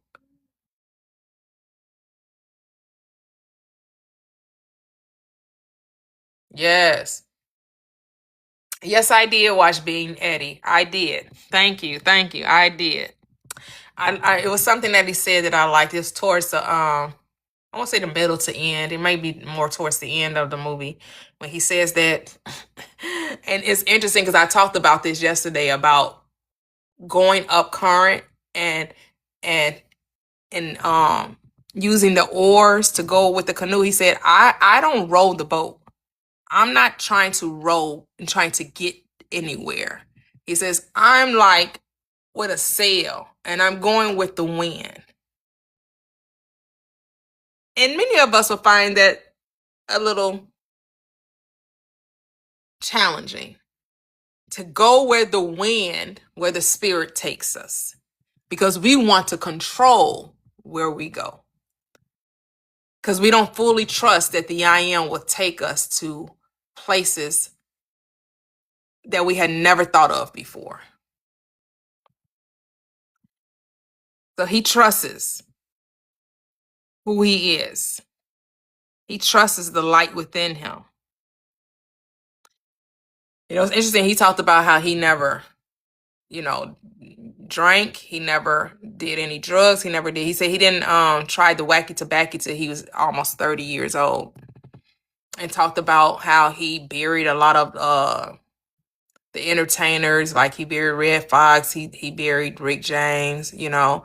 Like he was like, man, these people, you know, they were seen to be great in our society, right? Great entertainers, great, brought something to the world, their gifts or whatever, and how they passed from this experience with nothing, right? Like no judgment, right? But I forgot how big he was in the 80s and how you talked about, you know, a lot of, you know, our celebrities from that time era, right? You have Michael Jackson, you have Whitney Houston, you have Michael Jordan, you have Prince, you have Eddie, right? You have all of these big names, you know, what we call, you know, African Americans or black entertainers that were really, really big during those times in the 80s where, you know, he was the first, you know, to have, you know, to carry blockbuster movies. And then that opened the door for like a Will Smith when he started to carry the blockbuster movies, right? And how he was one of the first to do a black romantic comedy with Boomerang. And then that opened up the door. And then what do we get? The Best Man. And we get, you know, Brown Sugar and Love and Ambassador, right? We start seeing these type of movies and films, and we start seeing, you know, black men and women carrying blockbuster films. It's just, I was like, wow, like he like led the way for a lot of things that we see now in entertainment, right? And that's how his song, that one song he had was like a big hit, you know, my girl wants to party all the time, party all the time, party all the time. My girl wants to like it's just it was like wow. And you know, he said he just said it every day since he was 13, you know, that what he wanted to do and what he wanted to be. And he just constantly said it. And what I noticed when you listen to those who have achieved the great success, achieved the desired outcome that they wanted, you never hear them talk about a time frame or an instant thing, right? They understood that they asked for it and whatever needed to happen to take place to bring about that desire, it took place, right? And that they didn't get hung up. And I get it. Now in today's society, everything is about the microwavable moment, right? Everything is about the instantaneous success. Nobody wants to enjoy the journey anymore. No one wants to be in the moment of now. No one wants to see the progression, to see how the flower blooms. No one wants to see how the baby how the stomach gets big and how the baby, makes the womb bigger as it develops in the womb. Nobody wants that anymore. Everybody wants, they're born, they're told they've conceived with child, and they want they want the baby to be born tomorrow. It's like, I got an idea, I got a desire, and I need to come into full fruition in 24 hours. Like, really? Because here's my take on that. It's a reason why we're experiencing the physicality, right? Because we understand in the spirit, everything is instantaneous. If we wanted everything to be instantaneous, we just would remain spirit. If we didn't want to experience the process, the progression, if you didn't want to experience the developmental stages, we could have just stayed spirit, because everything in the spirit is always now. But in physicality, in matter, in the third dimensional plane, there is a progression. There is a process.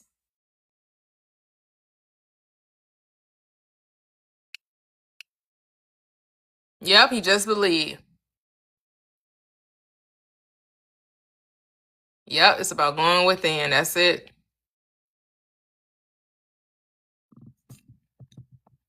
If we could just have fun being, to understand we're not trying to get to something. We're here to experience something, not to lose that thought of trying to get it, and understand that you already are it, and you're here to what? Experience being it.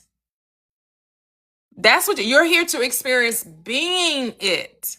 Being whatever you say you are.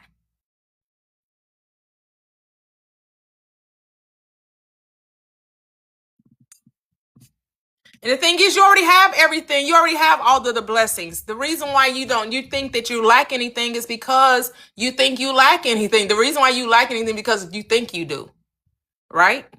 The moment you shift perspective to trying to get and realize that you already are, that's when you begin to see. That's when the veil is lifted. True transformation, right?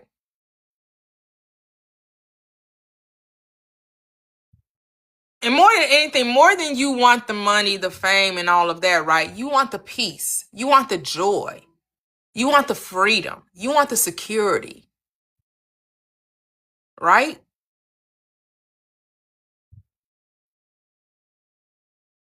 Because what does that script say? What does it profit a man to gain the whole world, but yet you lose his soul? Well, how could you lose your soul? Not being at peace, not being full of joy, not being full of love, right? And it's not that you lost it, it's that you forgot that that's what you already are. Right? So a lot of people gain the world, but they do lose their soul. They do lose the peace, the love, the joy, the harmony, the stillness, right? And so they find it in things outside of them. So that's what they find it in the drugs and the alcohol, right? They find it and try to find it in other people, try to find validation and security and love and peace in those things when those things are found within you.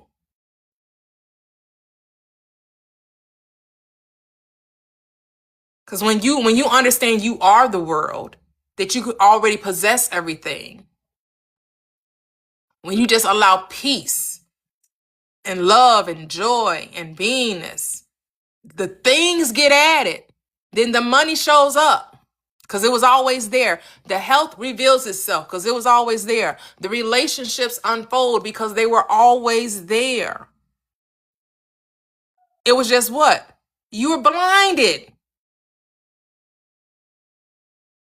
You were blinded to the reality of it. You were blinded to the truth of it.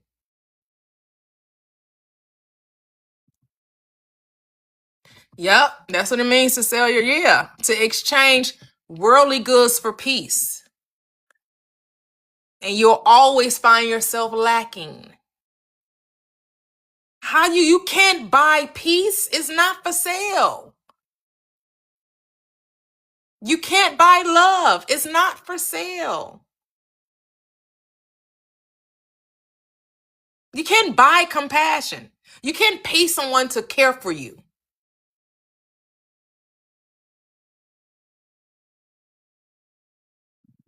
You can't pay someone to empathize with you.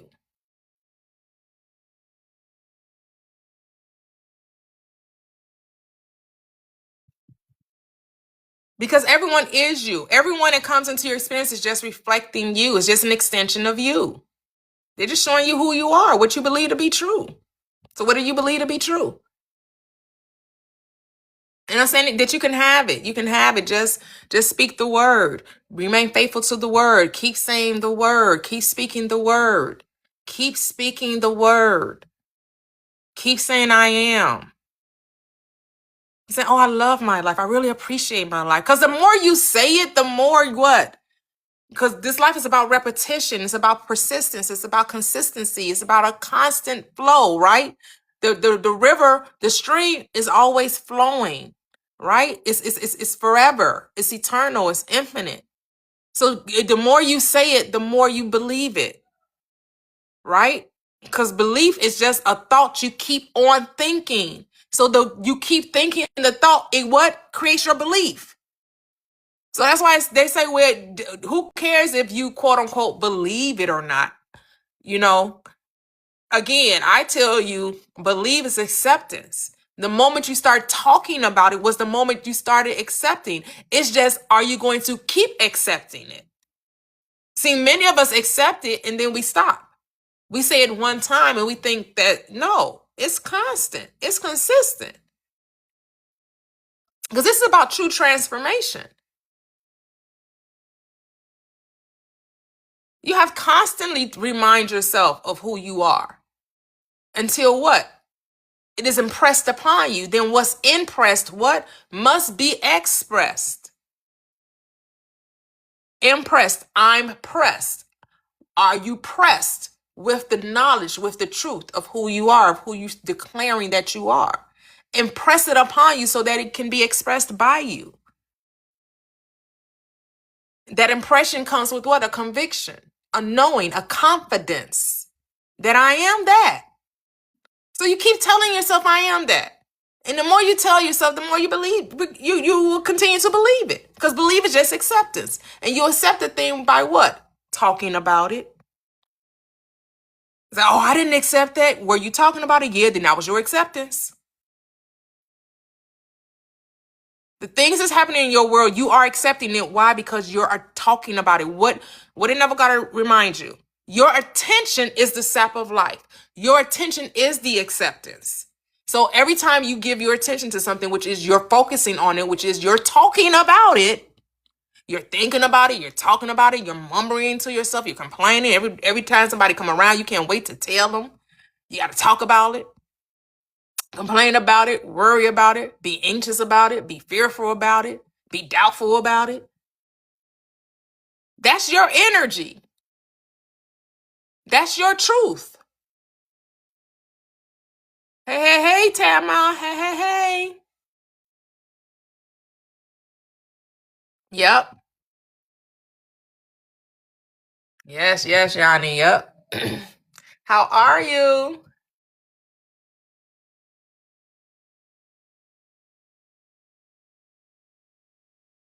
You got to keep saying what it is, right? Especially if you don't have the conviction of it, right? And like, I don't know. I feel like I'm lying to myself. And just tell yourself, well, a lie is just a story I'm telling. What story am I telling? That's how you get over this concept of a lie.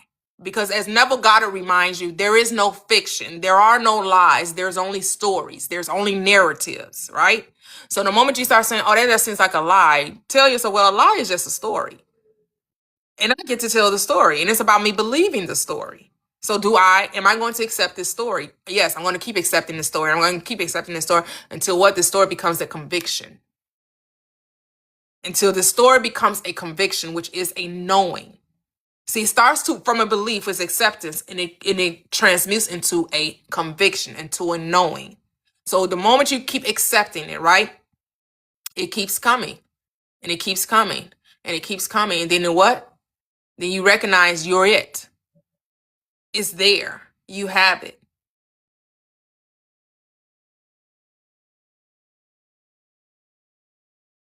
Yep. Yep. Yanni, that's it.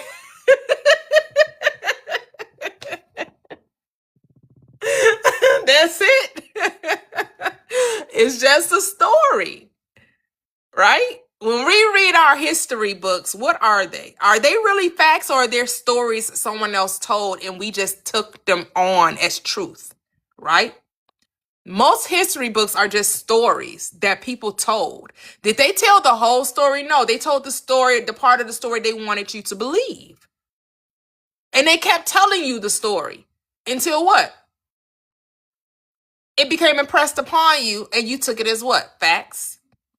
And then you don't even know if it's a fact because you wasn't there. They're just telling you a story.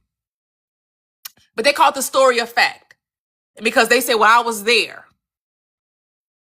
And we think just because someone says they were there that they're telling the whole truth, that they're telling it from the whole perspective. No, they're telling it from their perspective, right? Just like if you ask someone, well, what happened in the year 2020? You ask 100 people to tell their story about 2020, you're going to get 100 different versions. And some of these stories you're going to read them like, that didn't happen. They're lying. How are you going to tell them that that's their story? Why is there? Because their story differs from your story. Their story has to be the lie. How? Maybe your story is the lie, right? And that's what we do. We read stories, and if we don't like what's being said, or we say that we were there and we had a different perspective, we're going to say, well, they're lying. I'm telling the truth. My story is facts. Theirs is fiction. Says who? Who's to say? Yep.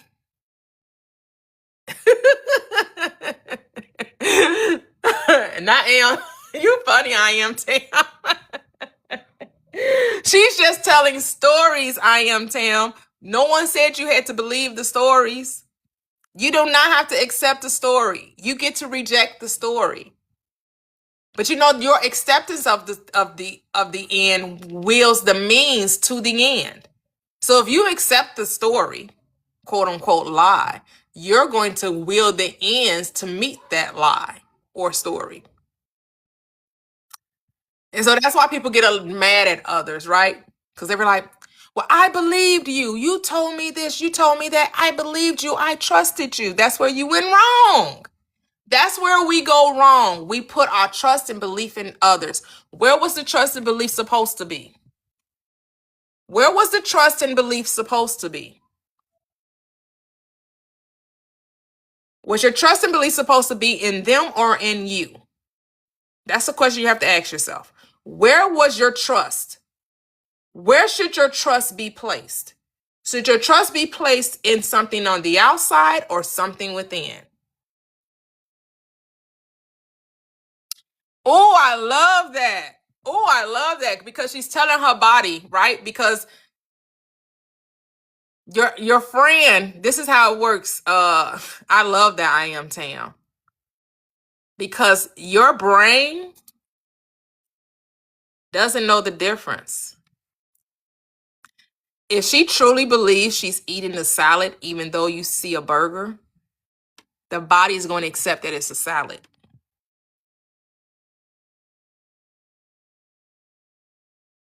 Yep. I love that. You should do that too, I am, Tam. You should be like, it's just like somebody driving a Ford Fiesta and they're saying, actually, I'm driving a Lamborghini. Girl, get in my Lamborghini. Jump in my Lamborghini. They're like, what? You're not driving a Lamborghini. What you mean? This is a Lamborghini. This is my Lamborghini. Girl, do you not feel the leather seats, the comfortability, how low it sits to the ground? This is a two-seater. It is beautiful. It is black. It's red and black leather seats. Like, it's, a custom interior. Like, you can do that. And the thing is, a lot of people won't allow themselves to talk like that. But that's how you create your reality. This is what Neville Goddard talks about, assumption. An assumption, though false, if persisted in, hardens into fact. So you living in a 2-bedroom, but you want an 8-bedroom mansion. Then you're not sleeping in a 2-bedroom. If you can go to bed every night, sleep in your 8-bedroom, you're going to be sleeping in your 8-bedroom. The more you persist in sleeping in the 8-bedroom, even though it's like Neville was in Barbados, right? He was sleeping in New York. He was going to bed in New York, but he was sleeping in Barbados. What did Abdullah tell him? You're in Barbados. She's eating a salad. You better play along with her. Girl, is that salad good? What type of what you got in your salad? Play along. Don't judge. Play with her. Oh, what is that? Is that a Cobb salad? Is that a Caesar salad?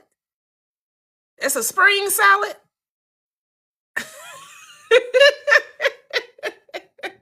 You better get with the program. I am Tam. You better get this. This is an assumption. At first, and then you never, then you don't know those burgers gonna turn into salads, and she actually will be eating salads. She's programming her mind to eat salads. You're going to be saying to her, girl, remember you used to say that when you was eating a burger, you was always eating a salad. Now look at you. Every time I say you only eat salads. Oh, yep, I told you I was eating a salad. I told you those wasn't burgers I was eating. I was always eating a salad.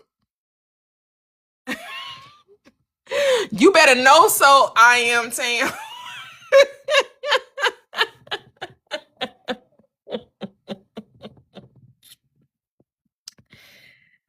Hey, this is how it works. It sounds funny, it sounds weird, it sounds woo-woo until you see the manifestation of it.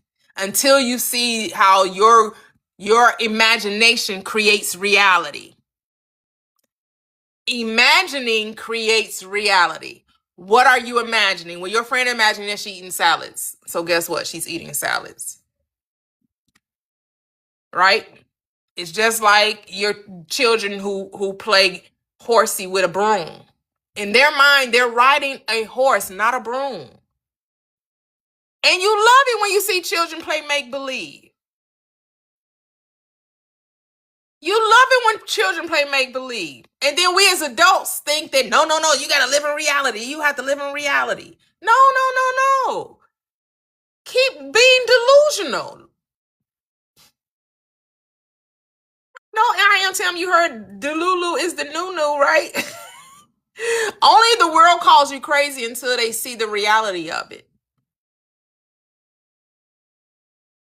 Are you willing to be crazy to the world? Are you willing to be called crazy by the world?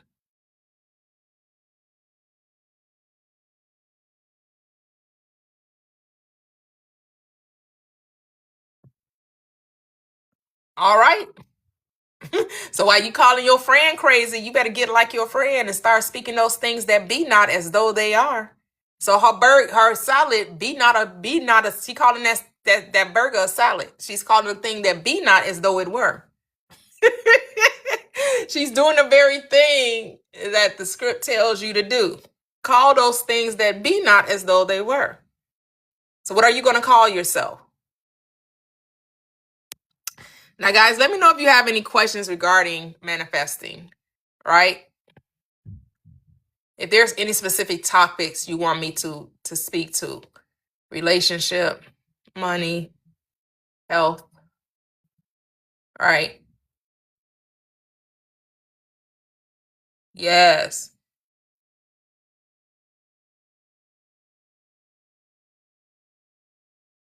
Because I know relationships, that can be a hot topic, right? When it comes to manifesting your SP and the desire to be with someone. And just to realize that the people that come, the woman or man that comes into your experience will be mirroring your self-concept. I know that's very hard to accept. A lot of people are like, oh no, that's victim blaming, that's victim shaming. There are no victims in consciousness, right? We're all creators. We're all here to take accountability and responsibility for our thoughts and our self-concept. And so I get it. If you're someone who's insecure, you're someone who lacks self-confidence or low self-esteem, right? And then you have someone come into your experience and they take advantage of all of those qualities within you. And you say, well, just because I was, I lack confidence, or just because I had low self-esteem, or just because I was insecure, doesn't mean they had to come in and take advantage of that. Well, they didn't come in to take advantage of anything. They came in and played the role based on the script you wrote. You said you were insecure. So they came to show you just how insecure you are. So they came to show you that, hey, yeah, you don't trust people. You don't trust anybody as far as you can throw them. You think that they're always checking and looking at someone else. They're always flirting. They're always, scrolling on and liking somebody's pictures, or, they say they're going to do something and then they don't do it. They don't honor their word. You're always arguing about how much time you get because you're insecure. And so your world has to show you, yeah, you're insecure. I'm going to show you just how insecure you are, right? So you're going to manifest a relationship full of insecurity, full of things that make you feel, are you worthy of even having a good person?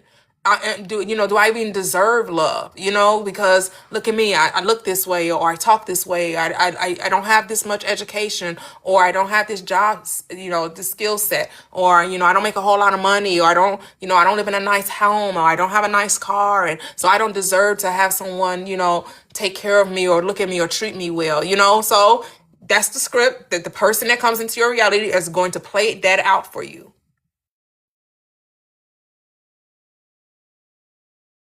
Hey, just us. That's how it happens. And I know it may seem like, oh my goodness, so you're saying that I'm the reason my boyfriend or my girlfriend was lying and cheating on me? That I made them lie to me? I made them cheat on me? You wrote the script. You don't trust people. You don't believe that you can have someone that would be faithful to you. And so you thought that the person that came to your life was going to be faithful. And even if and let's say they are faithful, they've never cheated, you can't stop yourself from accusing them. They straight up, they honor you, they're honest, they're kind. And because you're in a place of insecurity and low self-esteem, you're not even going to be able to receive it. You're going to think that they're trying to pull a fast one over you, on you. You're going to think, oh no, they're too good to be true, or they're too nice. These nice guys, I don't want nobody I could just run all over. They don't want to do everything I ask. They just, they just too giving. They too generous. Oh my goodness. I need a challenge. Yep. So you're going to talk yourself out of that relationship because you just don't see that you're worthy of it. That's why self-concept is so important. And you really have to be honest with yourself. You really do have to look at the man in the mirror. And you really have to ask yourself, do I really believe I deserve to be treated good? That I deserve a great spouse or significant other? Do I understand that I deserve to be treated with respect, treated with love, with nurture, generosity, compassion? That I give as much as I receive, and I receive as much as I give. That is symbiotic, right? That is not parasitic, right? But if it's parasitic, you created the parasites, right? But if it's symbiotic, if it's a give and take, you created that. And it's all based on what? How you think about you. And I know this to be true because I experienced it. This is not coming from theory. Because I know when I thought a certain way, those are the type of men I dealt with in my world. When I dealt with low self-esteem and lacking self-confidence and insecurity, I know what that looks like. But the moment I flipped the switch, the moment I changed that mindset, the moment I decided I deserved, because I recognize, wait a minute, hold up. I'm faithful. I'm good. I'm giving. I'm generous. I'm understanding. I understand that, you got to get to see what you want. You have to be that which you want to see, right? I hate to be the thing I wanted to bring into my reality. And I recognize, well, I'm already that. Why am I settling? Why am I taking less than what I deserve? No more. No more. Right? And a lot of times, sometimes you may have to stay away from the dating pool just to regather yourself, just to reframe your reality. Get quiet with yourself. Maybe get off the dating apps. Maybe, focus on you, focus on loving you, focus on dining you, right? So I did that. I went on dates by myself, went to something I would have never done previously. Went out to dinner by myself, went to the show by myself. It felt a little weird, but I did it. but have fun with it. But again, because you got to understand, if you can't be alone with you, or you can't be by yourself, how do you think someone else is going to if you don't enjoy your own company, how is someone else going to enjoy your company? Right? Think of it like that. If you can enjoy being with you, how do you think someone else is going to enjoy being with you?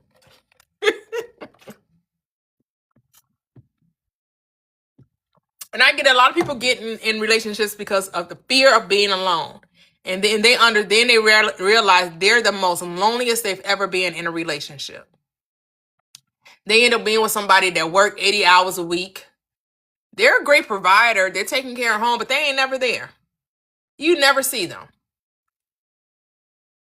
Y'all don't take vacations together. They're always going on business trips. They're always doing this. They're always doing that. Just don't have any time. Because you thought getting married was going to change the loneliness. The outside never fixes the inside. It never, the outside just reflects the inside. That's it.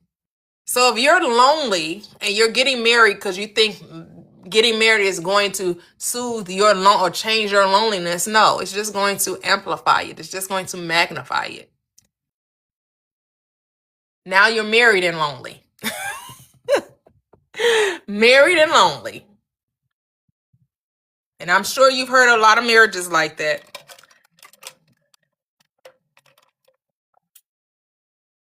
People married and can't stand their spouse.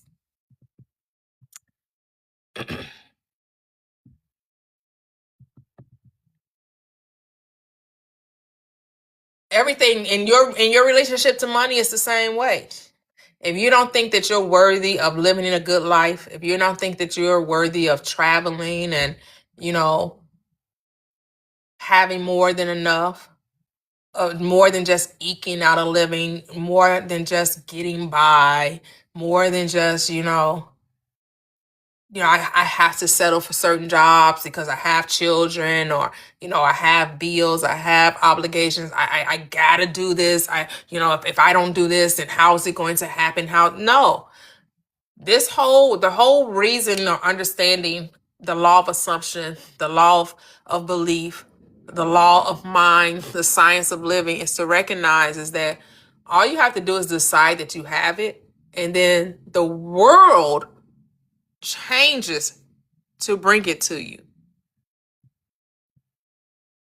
And when you decide that you're wealthy, that you are experiencing abundance, that you are in a good place financially, the world is going to say, yes, you are. The moment you decide that you are, is going to say, you're exactly right. And you're just going to see money start to flow into you effortlessly, continuously, regularly, right? Because this is who you are. Because of it's who you are, you're always going to have more than enough. You're always going to have plenty. And it's going to come from ways known and ways unknown. Things are going to come into your reality. And so the key to all of this is understanding there's nothing that you have to do. There's nothing you have to do. Hello, Keela. Hello, can you hear me? Yes, yes. How are you? I'm doing good. I just Great. want to come up and say something. Yesterday the young man, what's his name, Calvin or Calvin, was talking about the salt, passing the Oh, salt to Kevin. him. Yes. Yeah. Kevin. So last night I was like, okay, if everything starts in the mind, I'm gonna say I got $25,000. It's in the house somewhere, but I don't remember where I put it. And I kept saying, I know it's in here. I was doing that to like practice manifestation. So I just went to bed like I know I got the 25,000. I had it in a bag. I put it somewhere, and I say I'm gonna just go sit down. It's gonna come to me. So like you lose your keys and you Hmm. look everywhere, and when you go sit down, it comes to your mind where you put 'em. So I was like, let me practice this. But now it really feels like I got that 25,000. I'm just in the be still Yes. Yes. moment Yes. to let it manifest in reality. Because I believe I got it. I just don't know where I put it. Yeah. I had it. It's in the house. I know it's in the house. Yes. I But I love just that. wanted to tell you Oh, I love that. I love that. Oh my goodness. That's amazing. I really do love that. I know I have it. I just don't know where I put it, but I know it's here. I know it's here. that it's I'm in the going. house. Yep. It's gonna. I want to find it. It's there. It's there. I love that. Yeah. That's all I wanted to say. Yes, that is clever. That is very clever. Thank you. Thank you, Keela. You're welcome. Yes. See, stuff like that that'll help people. You know, that'll help you. That's a nice little game to play with yourself, right? And it sounds fun, right? Man, I know I got $25,000. I don't remember where I put it at, but I know it's here. It's here somewhere. It's Okay, in I'm the just gonna. house. Yep, it's in the house. That's beautiful. That's beautiful. I love that. Yes, yes, yes. And then we're looking for you to tell us where you found it I'm gonna tell you. at. And then when I got on TikTok, it was like the videos that was coming after I started thinking and practicing and just playing with it. It was like all the videos was confirming that Oh, it's nice. coming. I'm like, oh my goodness. That's so cool. That's so cool. Oh my goodness. Yes, we're looking forward to hearing you tell us where you found that $25,000. I'm gonna tell you as soon as I get it. As soon as Yes, I yes, find out where I put it. It's in here, it's in the house. I got it. I know I got it. I just yes. put You it already somewhere and have I it. got to sit down and it's gonna come to me.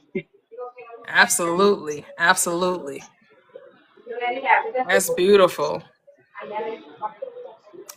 So Tanya asks, "How do I cure my depression?" But Tanya, I want you to start saying that I love my life. I love everything about me. Even if in the beginning, like we were saying, sounds like you're lying to yourself. Remind yourself that a lie is just a story that you're telling. And so if you keep telling yourself the story over and over again, you eventually impress it upon you and then you express it. So every time you feel a negative thought come across your mind that's going to tell you how, everything isn't going right, life seems to be a struggle or hard, I want you to stop that, stop it in its tracks and say, I love me. I love my life. I am beautifully and I am wonderfully made. I love that I have a place to stay. I have, shelter. I have food. I have clothes. I'm in my right mind.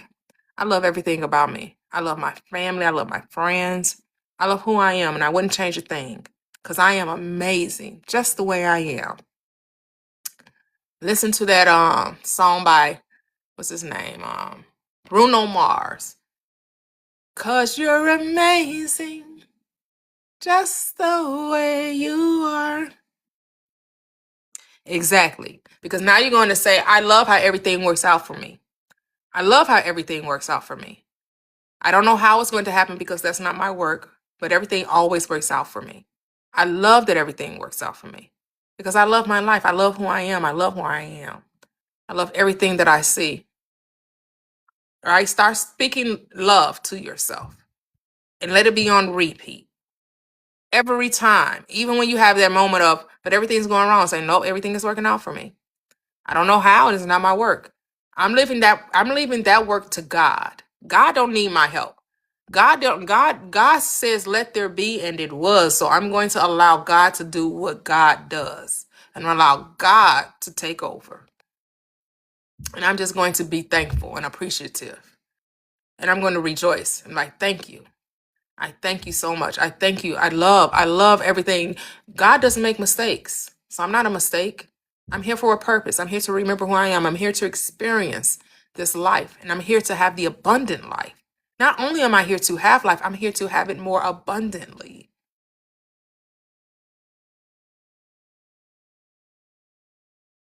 Yep.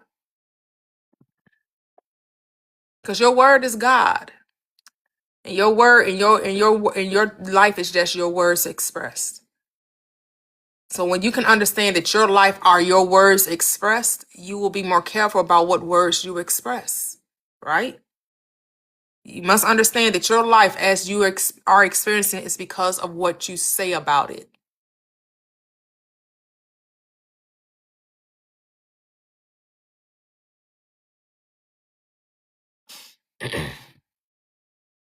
So speak lovingly to yourself. Because the acceptance of the end wills the mean to the end. So what's the end? I love me. I love everything about me. I love how everything is going right for me. I love how everything always works out for me.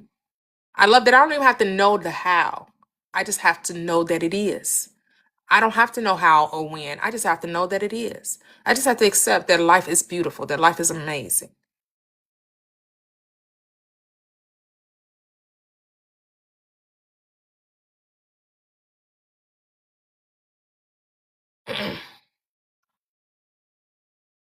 So with that, Vanessa, this is where you say I love that I am safe. I love that I am safe in my body. I love that, my mind slows down. I love that I have clarity of thought. I love that, I can be hyper focused and it's not a bad thing. I love that I can be, you know, can just put my mind on one thing and let it go to the end. I love that about me. Very few people can be hyper about their thoughts, about their focus. I love that about me. Because don't look at your difference as a wrongness. And I think that's what causes people to see what they're labeling, right? These labels, they only speak to your uniqueness, right? Don't see the wrongness in your uniqueness. And know that you are safe and that you are clear, and love it and love it and love it.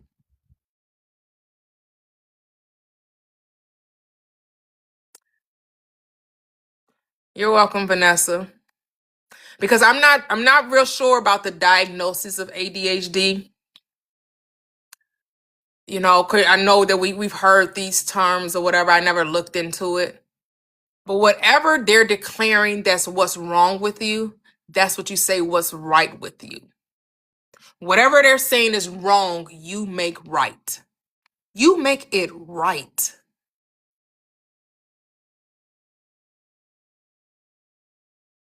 Because that's the power that we have. We have the power to what they say is wrong, we say is good. It's God. It's right.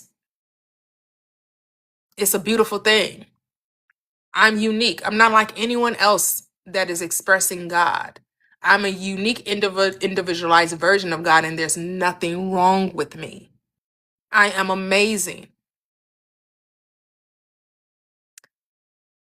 The same thing you will say about depression will be the same thing you will say about anxiety, right?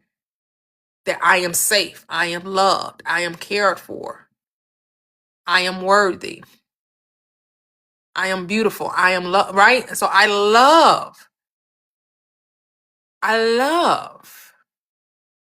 and then fill in the blank. Because whenever you preface anything with love, you're not going to think anything negative, right?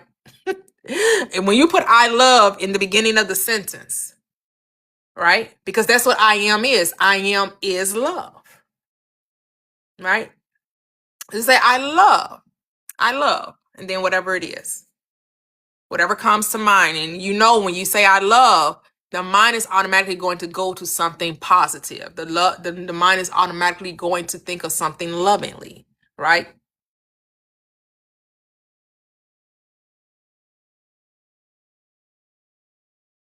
So I love that I am whole. I love that I am complete. I love that I am experiencing well-being all the days of my life. I love, the sun is shining. I love, the room I am. I love my creativity. I love, whatever it is. Write a love letter to yourself. Love affirmations because it is the truth. Because you are love. That's who you are. God is love, right? So love knows no fear.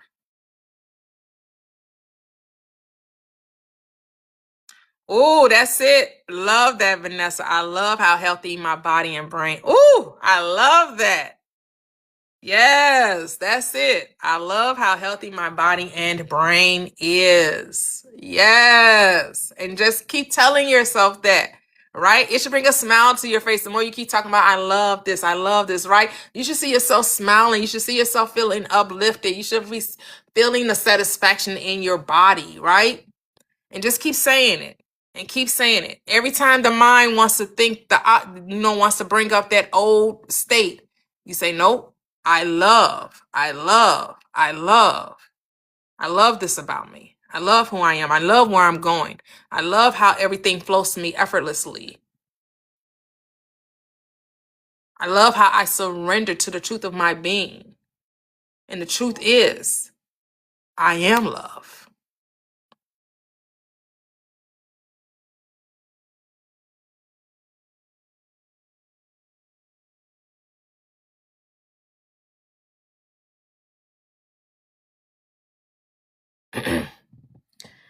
Love, love, love.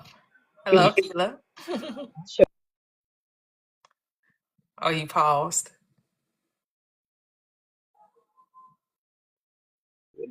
Can you hear me now? Yes. Yeah, I was just saying I work with people, I'm a therapist and I work with people like that's depressed, children that have ADHD. And what I'm seeing is that your um, mind, you have outgrown the person like you used to be, and your mind is trying to get you back in alignment with your true self. And it can cause people to be depressed. And everything you said is true that you have to get back in alignment and know who you are, like your environment, your people that surround you. You change in the mind, but the outside haven't changed, and it can cause depression. Just like ADHD, um, people overthink they are so creative, and what's inside of them is more than what they can see in the world. Mm. And it can cause depression. It can cause you to be, ADHD when you have so much more in you, but the people around you don't understand in the world that we live in, and they want to treat it like it's a real problem, but it's spiritual. Mm.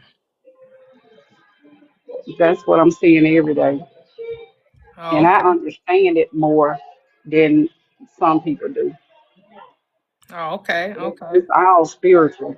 If Yes. they just slow down, uh, shut the door, go within, and try to find peace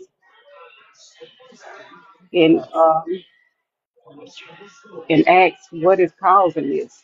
How can I stop this? How can I get in alignment and just be still? It's not easy. You have to practice it in order for it to work, and you gotta want to be cured. You got to want it, and it's gonna come. But it's all spiritual. They try to give us medicine for everything because they don't want us to be ourselves, true self. Hmm. Yeah, that's it. That's That's it. all I Yep. wanted to say. Yep. Spending time with yourself is key. All right. You have Not to overthinking. go ahead. I said not overthinking. Oh Get yeah. in Yeah. your Quieting the head and mind. yeah, Yeah. you Quieting the start mind. overthinking and just say You don't have a job, you get to thinking about, I don't have a job, I don't have money, how am I pay my bills, or my boyfriend left me, I can't live without him. And you just get depressed because you overthinking. Like, how was your life before you was with this person? Mm, Or if you trust um, God, you know all your needs going to be supplied. mm, Job is just a channel. How do you know that job was for you? Or how do you know that this is not your moment to just be still? mhm. So the right things can come. We make choices, and then when they don't work out, we do get depressed because these are the choices, not the correct ones, or we wasn't ready for it, or our mind haven't grown or developed into the things that we asked for. Yeah, and the thing is, I think we lose depression, that word, too loosely, because a lot of times it's more about people being disappointed, but because they Hmm. allow the disappointment become an overwhelming, they can cause the depression to take place, right? But it's more Yeah. about, it's not you're depressed, you're disappointed, and you wanted the job, you Hmm. enjoyed the job, you needed the job, right? But just like you got that job, you can get another job, right? Another job. Like that jobs are they're infinite. They're everywhere, right? So Yeah. let's not mistake disappointment for depression, right? Because I know that people have clinical depression, and then what we call disappointment, we call that depression too, right? And it's just like, no, you're just experiencing a mild bump in the road, a small disappointment, right? And you have the ability to change that just by the way you're thinking, right? Just recognize, like you said, get still. Tell yourself, did I really even like that job? Because ask yourself, was I complaining more about than enjoying the job? Because we don't realize that they fire themselves. They don't lose jobs, they fire themselves. Because they don't understand that they complained the whole time about the job. They hated where it was. They hated the commute. They hate everything they had to do with the job. Every time they talked about the job, they had nothing good to say about it. And then you wonder why you're not working there anymore. Well, duh. I You was didn't like like that working there. before. That's why you're not working there. I applied for United Healthcare for I know over 7 years, and they turned me down every time. And when I did get the job, it was the worst ever Mm. to me. And I tried to make myself like it. I tried, but I had to let it go. Mm-hmm. It was so draining. Yep. Yep. It's like, and that's the thing. Like, you don't have to accept it, right? You tried it. You figured out. Oh, I thought this job was going to be it. This not for me. And then Mhm. you change the script, and you move along to the next phase, the next experience. That's the beauty. Yep. Just understand that I know life can seem like it can be challenging, it can be hard, right? Because we're just like, man, nothing just seems to go right. Every choice I make, I seem to take, I take a step forward and I seem to always go backwards. If we could just learn to appreciate where we are while we're getting to where we want to be, right? And it's not about getting, as we're allowing the thing we want to come forth. That's really the better way to say it, right? Mhm. Where I am is great. Is how I allow what I want to be to show up. Being grateful, being appreciative, being thankful for for where you are currently. Because there's nothing wrong with where you are currently. You're exactly where you're supposed to be. There are no mistakes. It's all perspective. It truly Yes. is about how you're perceiving the reality you're experiencing. And guess what? You have the power to say what you would like it to be, even though it may not be that, right? This is what we were saying about, say you want the dream job, but right now you're not at the dream job. Well, don't curse the job you're at while you're bringing the job you want into visibility. Bless the job you're at. Man, this position I'm holding space for someone else to come and take it. And they're going to flourish in this space as I go and flourish in the next. Right? Speak of it from that way. As I'm holding space, I'm preparing the space for the next person to flourish in, as I go and flourish in the next space. It's all about how you talk to yourself. Hey, hey, hey, Latoxic. Welcome, welcome, welcome. And Toya, a lot of times, it's a lot of I wish I coulda, shoulda, in thinking about the past, what you could have done. Just say if somebody, again, come to a point in their life where things is not, they think it's not going so well, and they think, oh, if I had did this, my life wouldn't be like this. Mm. A lot of times that brings depression as well. Yeah, living in regret. And that's Hmm. where you have to forgive yourself. And this is what people may find to be a challenge, that forgiveness, that not holding yourself, in prison of the past.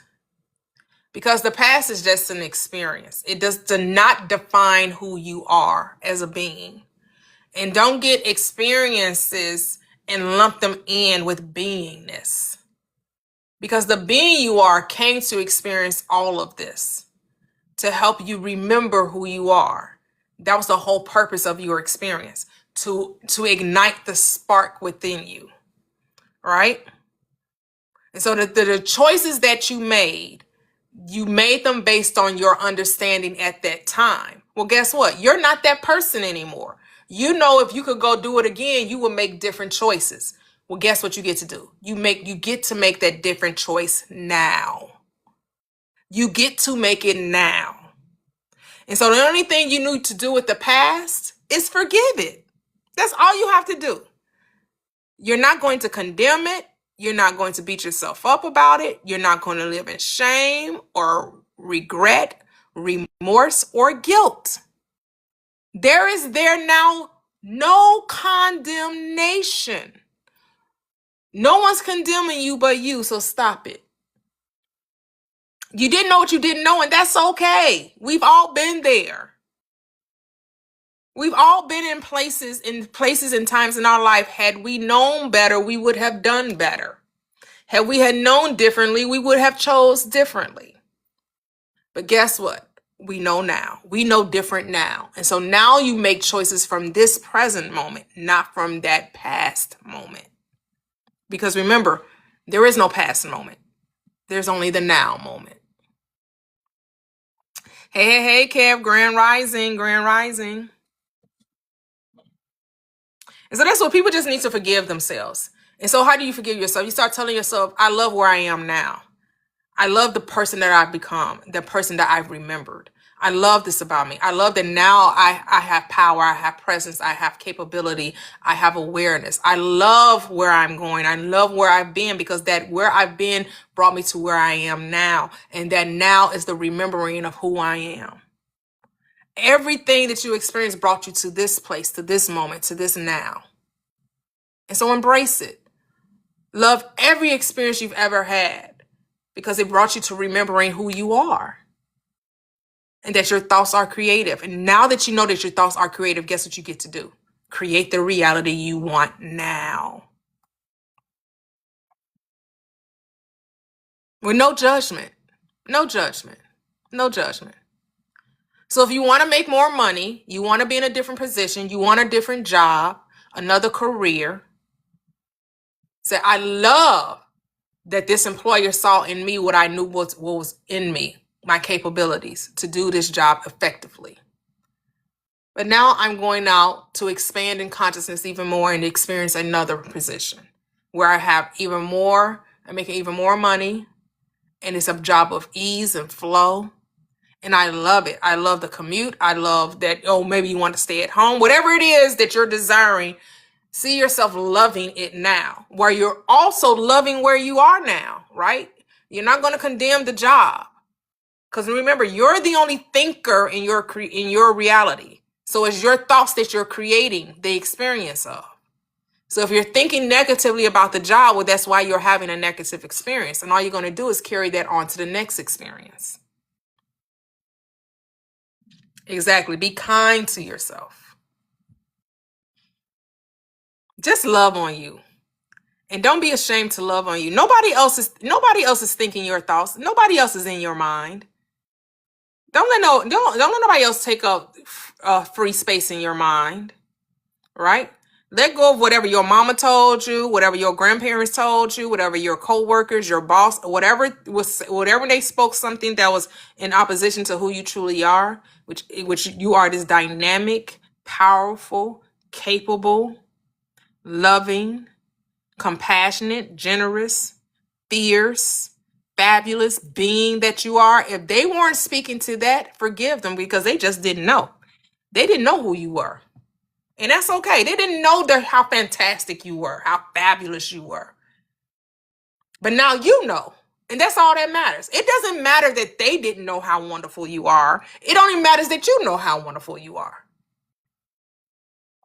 That's all that matters. And so speak that way. Talk that way to yourself. Tell yourself how amazing you are. And that you can have anything you want. Anything you desire.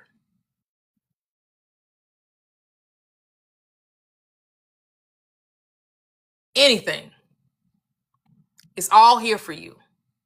It's all here for you. You just got to command it. As the script says, you just got to know that your word is God and that your word does not return to you void, but it shall accomplish the very thing in which you please for it to do. It must do it, and it must prosper in the thing in whereto you have sent it. It must. And you got to keep telling yourself that.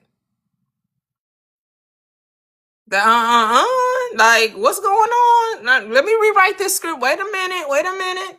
Right? You don't be moved by circumstances, right? You don't be moved by appearances, right? Remember, the world that you're seeing, the effect is a delayed response. It's a delay. And be thankful for the delay. We want to be thankful that everything we thought it didn't come into experience in that moment. Because we know we thought some crazy stuff. And we're glad it didn't happen the moment we thought it. Same thing, the things you do want. Be glad that there's a time gap there. There's a time delay. Because like I said, everything is instant in the spirit. But that's why we're experiencing physicality. Because we wanted to see the becoming of a thing. We wanted to see the development of a thing. We wanted to experience the bridge of incidents, as Neville Goddard calls it. We wanted to see, well, I said I want this. I wonder how it's going to show up.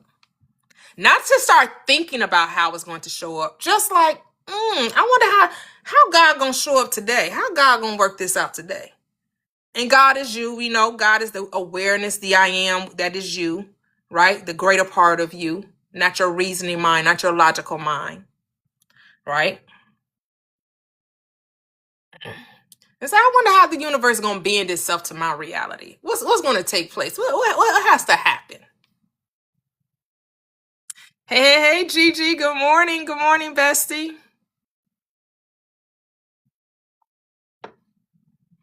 And your self-care is your self-love. What do you say about you? What are you saying about you? How do you talk about you? Right? And make it a habit. Habit builds character. And character formulates your life. What you say about you is what you bring true about you. We are, quote unquote, creatures of habit. Habitual thinking brings about character, and your character brings about expressions or experiences in your life. So habitually speak love, light, confidence, conviction, determination, persistence, consistency. Being consistent about being great. Being consistent about being wealthy. Be consistent about, whatever it is you're desiring. Remain faithful to it. You gotta have singleness of mind. You have to be of one track mind. What tracks are you laying? Because again, because that train is going to come into the station. So every day you're laying a track for that train to come into the station.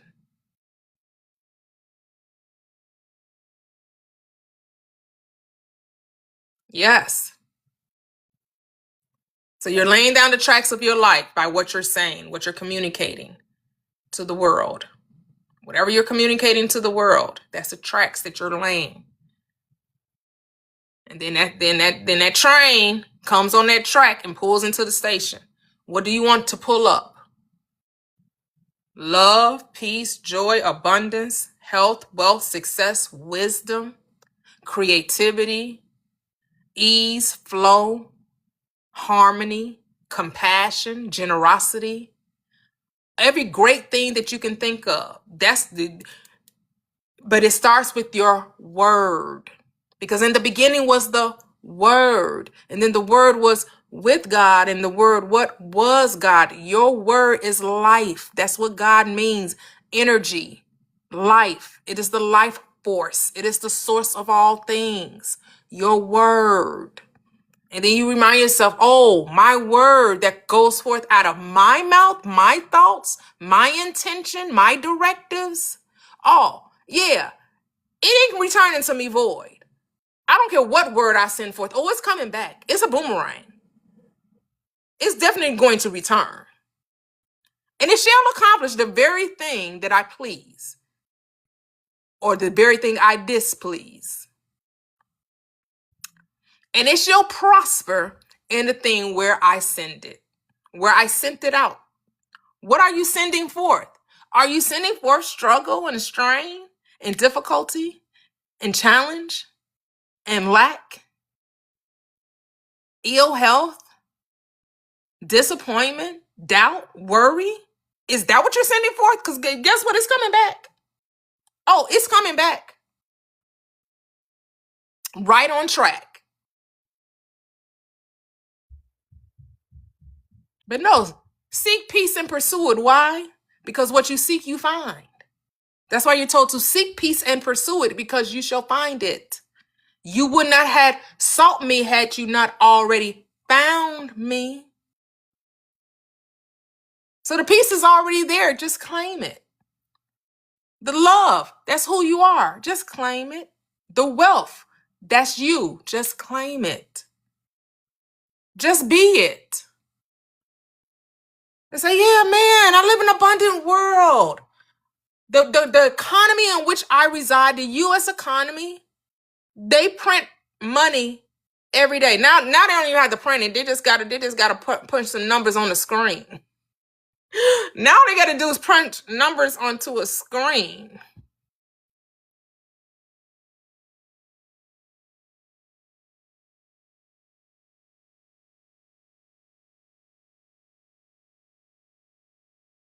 Yep.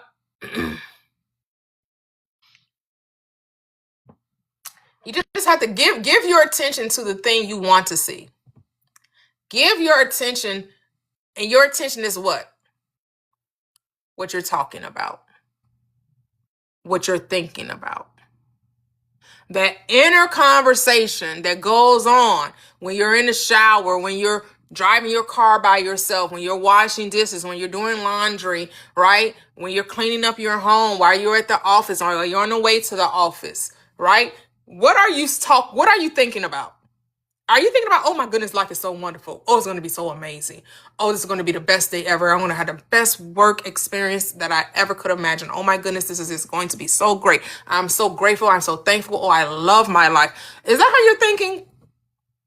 Is that what you're saying?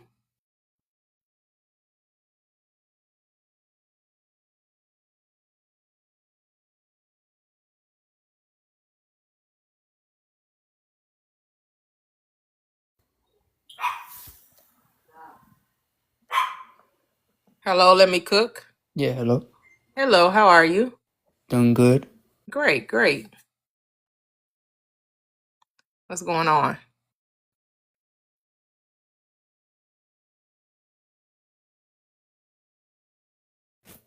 Hello? Hello? Yes. Yeah, I got multiple questions if you don't mind. Okay. I'm a Muslim myself, but my question is, and really that's the only question that I've been thinking about. I can't get through my head. But I believe Christians believe too, that Jesus was a Jew and he had his own religion, which is Judaism, believed in one God strictly. And then Christianity came after Jesus, and basically they came up. They didn't come up. One second, let me cook. So this isn't a Christian platform. I use the Bible to teach, to talk about manifestation, but I'm not a believer in Christ.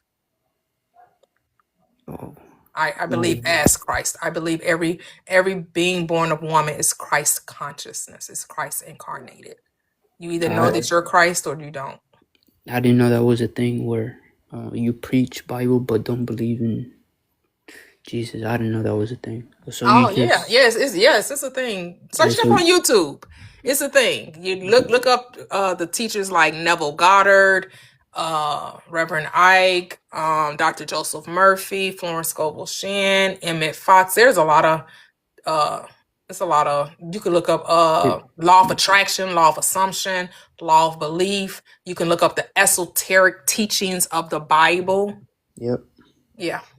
So it's more like a meditation. Metaphysical. Yeah. Oh, that's what it is. Mm-hmm. Okay, got you. Yep. Well, So we just talk about, we understand that the Bible is mind science. It's a psychology. exactly. I know exactly what you mean by that. Even though I'm not a Christian, but I know what you mean by that.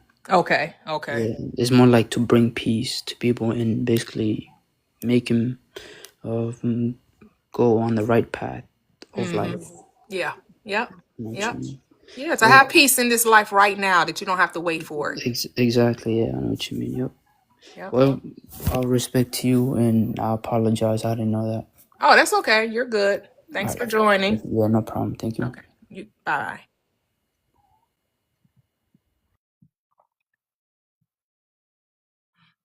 Oh, see, that was beautiful. Let's Isaac. I know you was coming up. Say, hold on now. Easy, so easy this morning. I didn't have to say a thing. How you been, girlie? Oh, I've been all right. How have you been? Oh, great. Thank you. How was your vacation? Oh, awesome. Beautiful. Love it. Yes. Love. It's a beautiful property. We got to see some of the other properties that the timeshare has too. So Ooh, yeah. I love that. I love a good vacation. I'm about to go on vacation in a few weeks. Oh, are you? Where are you going?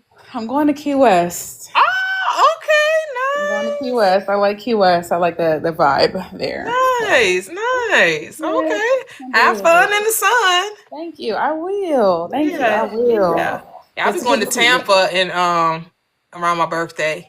Oh yeah. With my daughter, yes, we'll be celebrating our birthdays together. Her birthday is the 9th, mine is the 10th. That's right. That's right. Y'all Sagittariuses. Yeah. Love that. Yes. Thank you. But yeah, I'm gonna keep letting you cook. I just wanted to come up for that moment. You already know I was listening. But yes, I'll keep letting you cook. Keep cooking. I appreciate that. Thank you. Yes. Were you on here, Latoxic, when we were talking about the birth chart? Yeah, with divination. Oh, okay. Yeah. Yeah. I listen. I was looking to try to find it where I could get an astrology reading from her. I couldn't find it. Oh, really? Yeah. Oh, okay. I think she does other things. I don't know if it's like astrology based, but Now she said that's her first love, astrology. yeah. Yeah. I probably was looking in the wrong place. More than likely. I'll reach out to her, ask her, does she still do readings? Okay, yeah, ask her. I'd love to get one. Yeah, I'll let her know. Like, Latoxi, looking for you, girl. Absolutely. Listen, my chart is all messed up. It's all weird. Not it's all weird. Not messed up, but it's just like, it's just, listen, did you do the ChatGPT thing? It did, yeah. I did the ChatGPT thing. I have a lot of air signs, so even though my earth sign is a Virgo, my primary my primary, like, I guess, what do they call it? Element is air. Excuse me. So yeah, so when I first figured that out, I was like, wow, that's so different. It's very different. Did not expect that. So that's why I say it's messed up, because I'm like, I never would have guessed that. So anyway. Yeah, because my husband's looking into it too, but he just didn't have his the time of day that he was born, and that's kind of required for them to get more in depth with it. Did you ask for the esoteric meaning of it too? No, I didn't do that. So I didn't that's do the that. part you want to do. You want to ask for the esoteric meaning. Okay. So then it'll give you like your life path and how it, because you can ask. So once you ask for the esoteric meaning, you could say, how does money factor into that? Or how does health factor into that? And how does love factor into that? And it'll break it all down for you. That's the only thing I didn't ask. I didn't ask about love because I'm already married. So, Right. but I did ask about Okay. health and I did ask about money. And health, it was just like, just walking, yoga or something. So it was nothing strenuous activity. I was like, oh, I already like to walk. That's like low effort. I Lovely. love that. Yes, I love yes. that. And it was saying that the money part was more about me teaching or writing or, it called me a Sagittarius sage. Oh. I know, right? Well, that's not surprising at all. That definitely fits the bill. It definitely works. I was like, what? I was like, and because it's funny because certain people would come up here and say that, right? Because I didn't say that about myself or whatever. But I was like, oh, yeah, it was all saying everything that I already do. So it was like just like confirmation, so, and it was saying that not to feel guilty for charging for the work. I was like, isn't that something? But, I'm not trying to. I don't want to do one-on-ones. That's not my thing. But I said, hey, if you want a one-on-one, it's going to cost you, baby. I know that's right. That's the thing. Everybody wants a one-on-one. Because I'm giving you all I get right here. We need to ask ourselves, what would Miss Toyia say? Right. Miss Toyia, you need to create a chat GPT that will answer for you, and they can have you on chat GPT. You funny. That's what one of my friends did. My friend is a dating coach, and he created a chat GPT version of himself. Really? To answer people's questions. Not all of them. Wait a minute, who was this? His name is Anwar. I don't know if it's through he has like a private group or whatever, or whatever. We're friends, so I'm just there. But long story short, he ended up creating a chat GPT that answers things like the way that he would answer them.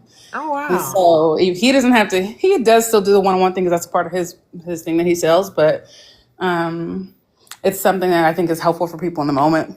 Right. Oh, that's cool. That's cool. So pretty as Lene, you just ask for your birth chart. You provide your birth date, the city and state or country that you were born in, and the time of day that you were born.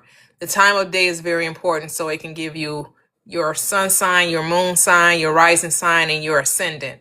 Your mid haven, that's what it's called, because ascendant and rising is the same thing. But yeah, and once it pulls it up, then you want to ask for the esoteric meaning. See, I already talked to ChatGPT from a esoteric perspective. So when I did my ask for my birth chart, it automatically went into the esoteric meaning of it. But for those of you that haven't communicated with ChatGPT and haven't asked any questions regarding, biblical principles from an esoteric perspective, it's going to give you an astrological books perspective or something that you can get on a website. If you want the deeper meaning of it, then you ask for the esoteric meaning. And so it's going to tell you what your, how everything is related to the house, how these different signs play in your reality, how they play in your reality when it comes to money, when it comes to health, as well as when it comes to relationships. I just didn't ask about relationships because I'm married, so I don't really care what it said about relationships. Ooh, hey, Glaze. Glaze said she just created a custom GPT for her teaching Canva. All right. Look at that. But I did ask it about health, and I did ask it about, and it'll ask you questions too. Once it creates the chart for you, it'll ask you questions like, do you want me to give you this more information, or do you want me to tell you about this perspective? But you definitely need the time of day, your birth date, month, day, and year, and the place, your city and state. And so I found it very, very enlightening. I found it very confirmational, actually. It was just confirming, because I'm like, oh, I'm already doing what you're saying that would be my path. It was already saying, saying to be a speaker or a writer, to us, says that my words are like gold. That was a spiritual alchemist. I take the lead of experience and transmute it into the gold of understanding. I was like, come on, y'all, come on. All right, ChatGPT. You was stroking my little ego there. I love that. I love that. Well earned. It said the truth. Yeah. So I had read it to my husband. He was like, okay, I'm gonna look into it. Yeah. He just has to find out what time of day he was born. So yeah, that's the only thing. So it wasn't able to give him his moon sign. So it was like, I tried to use Gemini. Gemini was just like, I can send you to a website. Not you can send me to a web, because Gemini is more Google based, right? So it's a little different than I like Gemini for giving me scripts and prompts and generating AI photos and pics. I love Gemini. I don't like ChatGPT. ChatGPT make you look so hard and make you look too digital looking. But I like Gemini. The ChatGPT images leave much to be desired. Yep. Yes, that's it. Yep. Well, you don't have to, I didn't give my name. I said I was a female. I didn't give my name. Yeah, I guess you can give your name, because it also can give you what your name means and what it means esoterically as well.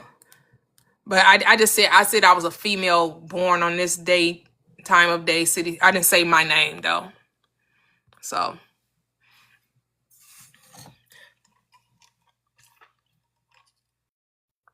this is cool. We're just talking today about understanding that your word is bond. Hey Renee, Chat GPT talking about getting your birth chart and wanting them to break it down from an esoteric perspective. And so we were talking about this before I went on vacation. I had did my birth chart. I asked ChatGPT to give me my birth chart, and it basically said everything I was already doing, saying that I would, help people, realize who they were, help them on their path. And, with basically what I'm doing now. So it really didn't say anything. It didn't give me any new information. Especially, and even when it came to health, it was telling me, because of the different signs of being Sagittarius and Virgo moon and Sagittarius sun, that the Sagittarius in me was the explorer and the seeker of truth, and that the Virgo in me was more practical and more strategic and everything. So it's like a really good balance, that my elements, I think it was water. So what is it? Air, water, fire, and earth. I had 3 of the 4 elements. I didn't have all 4 elements evident. And I think air was the one that was left out. I think it was water, earth, and fire. But I can't remember. I didn't try to remember everything it said. But it was very confirmational. Very confirmational. So I enjoyed what it said. And I asked, what it meant money-wise and health-wise. So if you're interested, and the thing is, it shouldn't really be too many surprises if you know who you are and you understand that you're doing exactly what you know that you were called to do, right? And so I knew that And then I don't know if because I'm gonna go to Guac and see does it give me the same thing. Because I was already talking to ChatGPT and I was already asking for esoteric things and give me a TikTok on this. And so I don't know, was it swayed because of the type of conversations I was already having with ChatGPT? Like, so it knew that I was already on that path. And so it curated things based on what I was already doing. Or is it truly giving, but we know the world is our mirror anyway. Everything reflects what's going on within us in this moment of now. So, but yes, I am going to go to Guac and see what it says. Yeah, let me get some fresh eyes and see, because I haven't talked to Grok. So we're going to see what they say from, that's Elon Musk's version of ChatGPT, the AI version for Twitter or X. Yeah. Yep. Yep. Yep. Your word is God. Your word is the life force. As you speak, you create. And it's just all about deciding, remaining faithful to it, trusting it. I'm telling you, do it for about a week. Change the way you talk about yourself for a week and see and see what takes shape. See what happens. See if you start to just feel better about yourself. See that things start to you just start to perceiving reality from a different place. You start to see that things just start to change and shift for you. I guarantee that the moment you just start to talk differently about who you are and the people that you encounter, because it's not just only what you think about yourself, it's what you think about others. Why? Because there is no other. So those thoughts you're having about others, you're actually creating for yourself because you're the only thinker. You're thinking it. Since you're thinking it, you're creating it. So if you think people are cheaters and they're scammers, then don't be surprised when you experience being scammed or being cheated on. Like, because that's what you think. And so your reality is always going to confirm what you believe to be true. And what is belief? A thought you keep on thinking. So how do you create new beliefs? Create new thoughts and keep thinking them. That's how it happens. Beliefs are thoughts you keep on thinking. If you want a new belief, you got to have new thoughts. And you keep thinking the thought, you create a new belief. That's how it happens.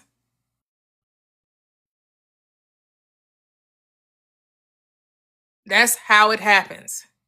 It is easy as that. So easy. It seemed too easy. We just like, what? I gotta complicate this. In life cannot be this easy. That just seemed way too simple. I gotta figure out how to earn the blessing. I must do something. You're telling me all I gotta do is change the way I think, and then life will show up for me. Yep. I'm saying that's what will happen. You will naturally do the things that are required to bring about your change. You don't have to worry about what to do. The doing is the effect. It's never the cause. The cause is your mind. The cause is the way you think. Your thoughts are things. And all you have to do is test it. Since you know what you've been doing hasn't been working, so why don't we try something else? You know what you've been doing hasn't been working. You've been talking the way you've been talking. You've been thinking the way you've been thinking. You've been doing what you've been doing and no change. So I'm telling you, do nothing, think differently, and see what happens. That's it. You have nothing to lose. Absolutely nothing. I'm not asking you for any money. I'm not asking you to purchase any courses. I'm not telling you to buy an ebook. I'm just telling you to change the way you think.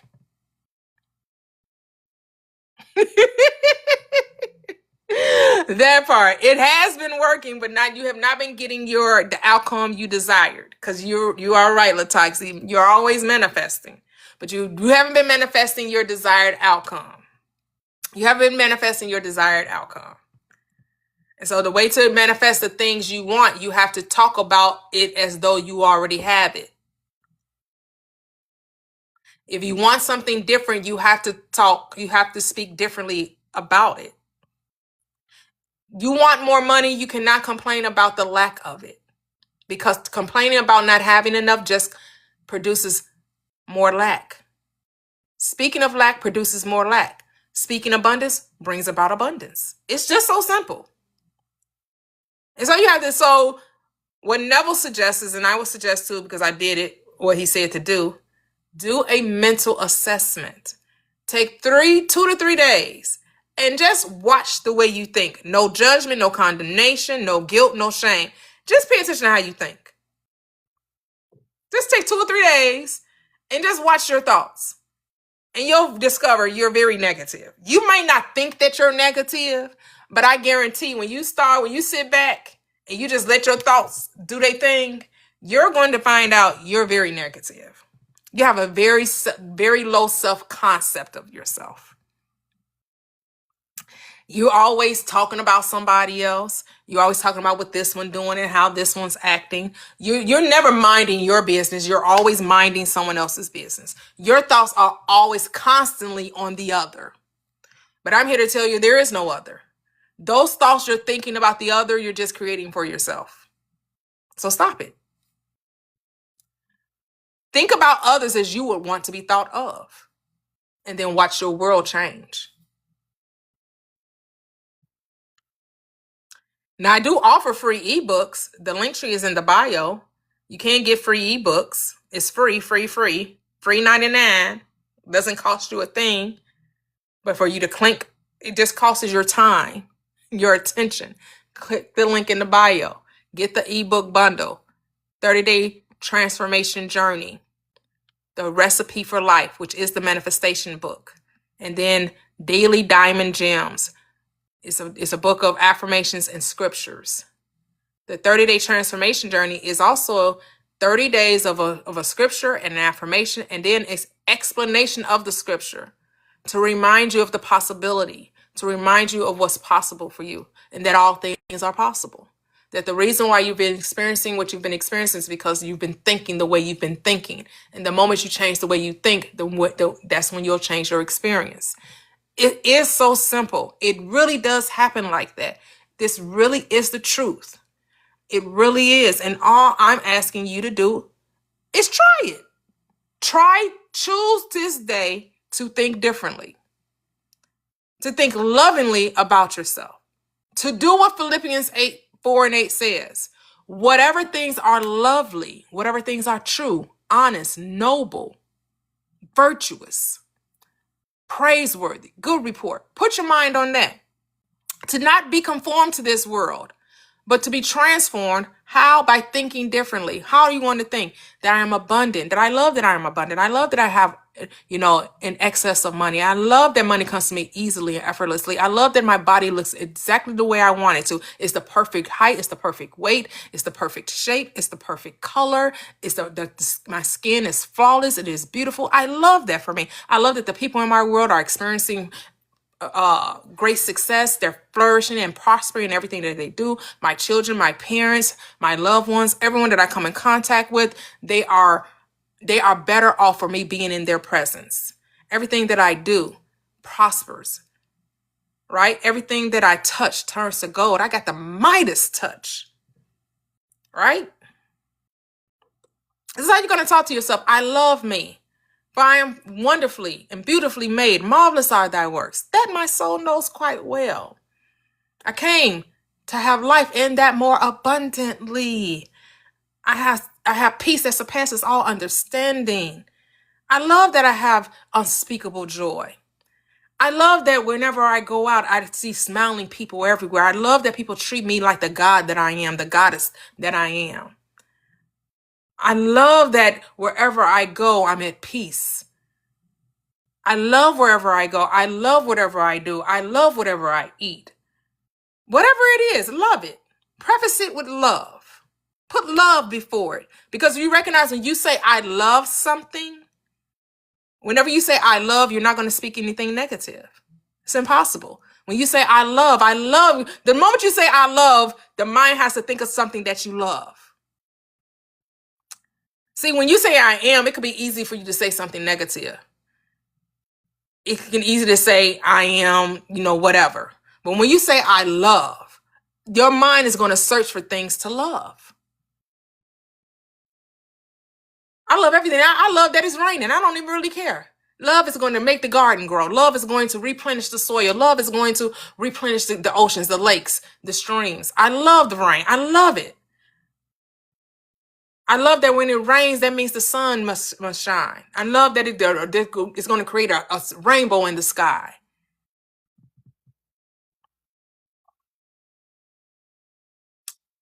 I love that I get things for free. I love that I get treated like a VIP. Yes, I love is greater than I am.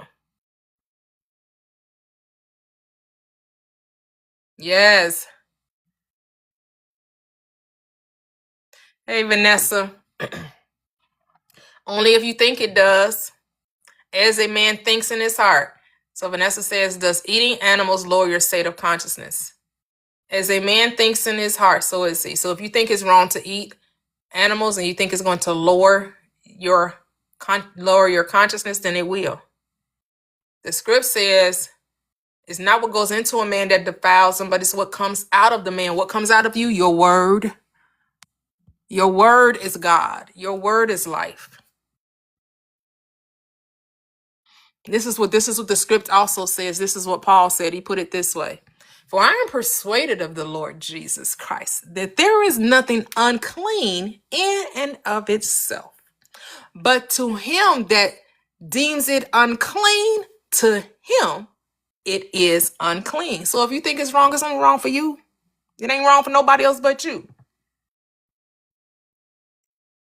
Because all I know is the script says, greater is he that's in me than anything that's in the world. Because the world is what? My mirror. Nothing can harm the I am unless you say it can. You have to create the reality that something is wrong for you, then it will be. But if you understand that everything works together for your good, how could anything ever be wrong if all things work together for the good?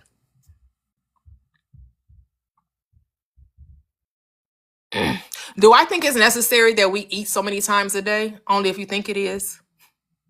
Remember, there's no wrong or right in this reality. There's no morality.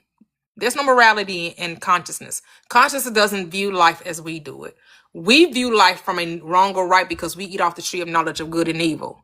Consciousness doesn't eat from that tree. Consciousness only knows life. Consciousness only knows itself. It only sees itself. Consciousness is neutrality. It's neutral. It's not good or bad. It's not wrong or right. It just is. The moment you eat from that tree of knowledge of good and evil, then that's when you create the world of opposites. Now you operate in duplicity. And so what are you doing? Being double-minded? Believing that there are two powers?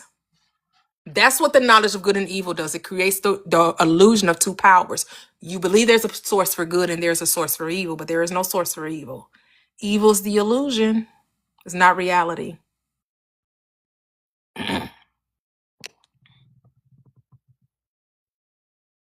But if you can convince yourself that I can eat whatever I want and all will be well with thee, then eat whatever you want and all will be well with thee.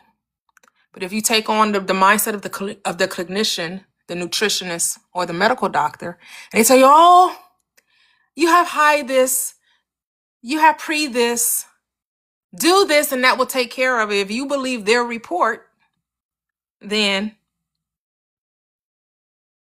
act accordingly. Because I don't go to the doctor for the doctor to tell me what I should be doing. I decide what I should be doing. I don't need a doctor to tell me what I have or don't have, who I am. See, the world is always going to try to tell you who you are. And there is a passage in the script that deals with that. You have the Christ asking his disciples, who do they say that I am? That's what does the world think of me? Well, the world says that you're Elijah, you're Abraham and whatever names they gave, right? You're John the Baptist, right? They told them all, this is what they're saying about you. And then he said, but who do you say that I am? Right? So who do you say? And so then one named Peter said, oh, thou art the Christ, the Son of the living God.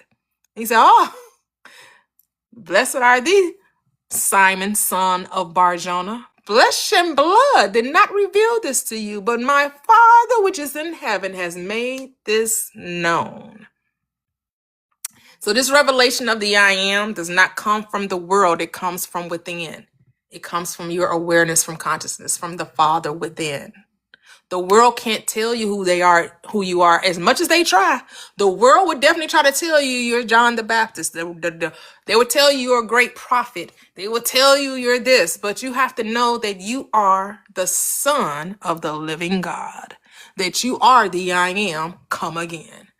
You are God manifested in the flesh. You got to know that's who you are. The world gonna say, no, you're not.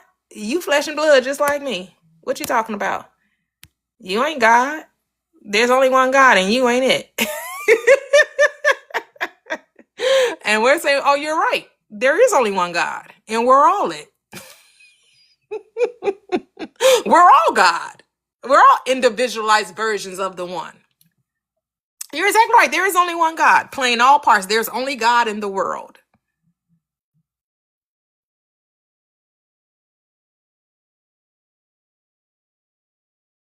It's all you.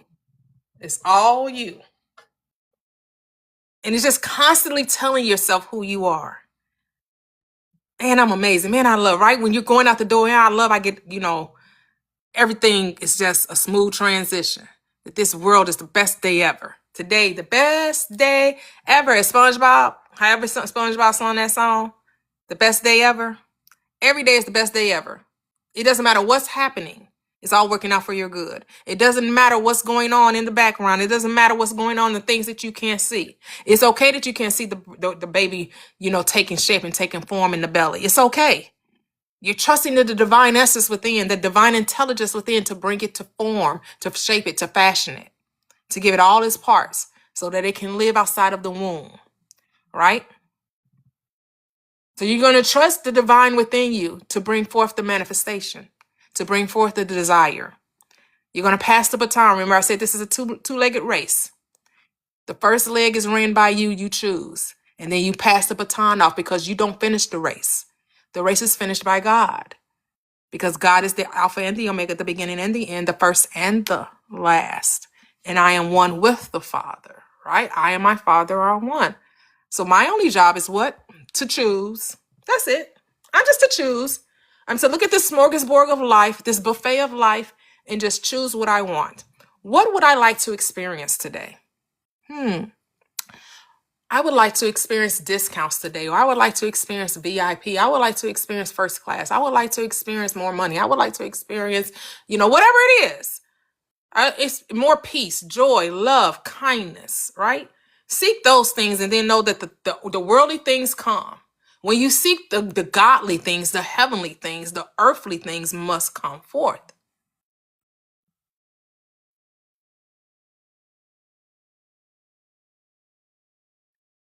Yes, that's it, Keela. Yep. Yep. Love it.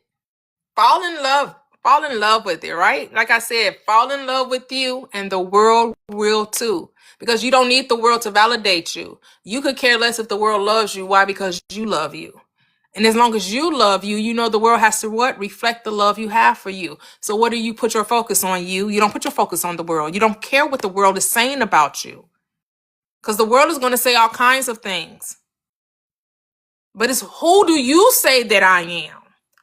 Who do I say that I am? What do I think of me? That's self-concept. That's the main ingredient to manifestation. You have to know that you deserve all, that you possess all, that you're worthy of all. Worthy is the Lamb who takes what? Away the sins of the world. What's the sin? Missing the mark, missing out on your desire. Well, who takes away that? The Lamb. Who is the Lamb? The I am. Whose I am? Whose I am? I am. Whose I am? God. God is the I am. So worthy is God. Worthy is good. Worthy is the I am who takes what? Away, missing the mark, missing out on my goals, missing out on my aims of the sin of my world, your personal reality. That's the only world you know. The only world you know is the world you conceive. And how are you conceiving it? How are you thinking about it? Remember, there are as many worlds as there are people in the world because no two people are viewing the same world. No two people. I don't care your boyfriend, your girlfriend, your husband, your wife. You two do not see this world exactly the same. That's what make us unique. You have your unique gifts, your unique hobbies and desires and habits, and so do they. And you just come to what? To appreciate their point of view just like they appreciate yours, right? We're not here to condemn folks. We come to uplift all.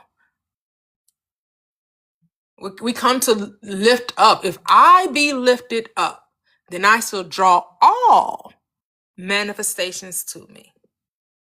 The script says all men, right? If I be lifted up, I should draw all men unto me. Well, who are men? The manifestation, thoughts made visible. I should bring it all to me when I lift it up. How do I lift it up? Talking about it, giving my energy to it, giving my attention to it. That's how you lift it up. You draw all the manifestations to you, not some. All of it. Everything that's coming to your experience is brought into your experience by you, because of your attention to it. And what's your attention to it? The way you talk about it. That's your attention.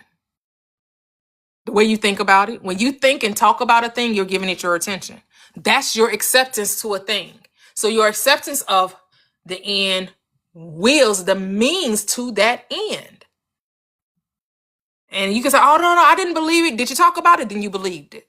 The question is, did you keep believing it? Which means, did you keep talking about it? Yup, that's why you're seeing it. Whether it's good, bad, or indifferent. You kept talking about it, which is why you keep seeing it. So all of you talking about, oh my goodness, I said I wanted, I said I was wealthy. I said I had more money. But then the very moment you said you was wealthy and had more money, you start complaining about prices. You started complaining about how your job don't pay enough. They don't ever really give a good raise. They used to get bonuses. They don't anymore. Oh my goodness, they messing with my money. Oh my goodness, they always raising taxes. Oh, I can't believe mortgage went up. I can't believe property taxes went up. Oh my goodness, look at these health insurance. You're just complaining about money. And what you think about, you bring about.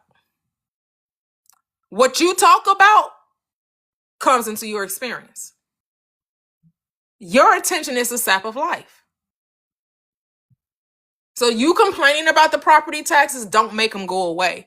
Don't make them lower. I love that I have more money to pay all my obligations. I don't care what the property taxes increase to. I'll always have plenty. I will always have an excess. I will always have an overflow. Because my cup runs over.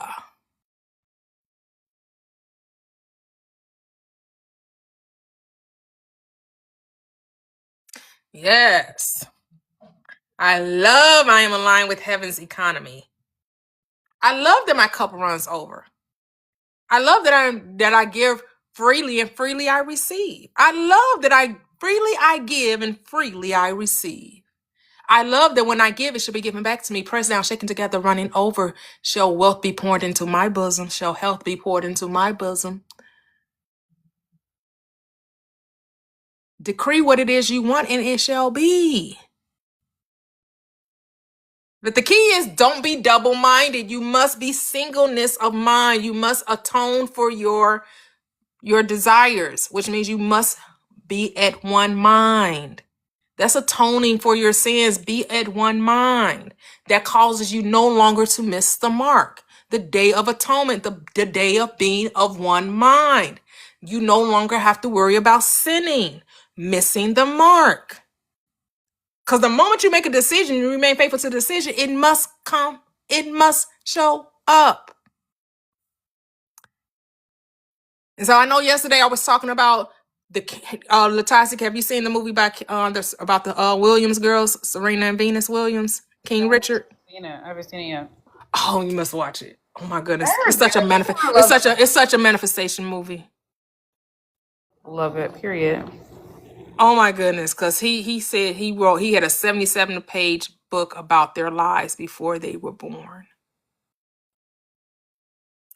See, now that's a father. See, now that is a father.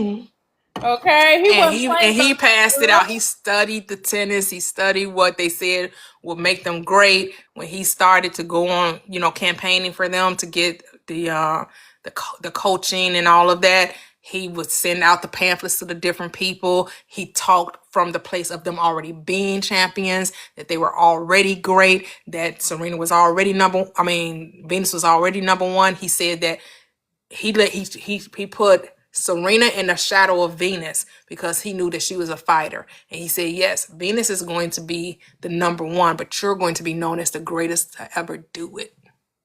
Period. Because yes, now that I remember, yeah, Venus was um, much more prominent growing up when I was growing up, and then Serena overtook her eventually. But Yep. funny because you never remember it that way, and if you weren't there, you would never have known.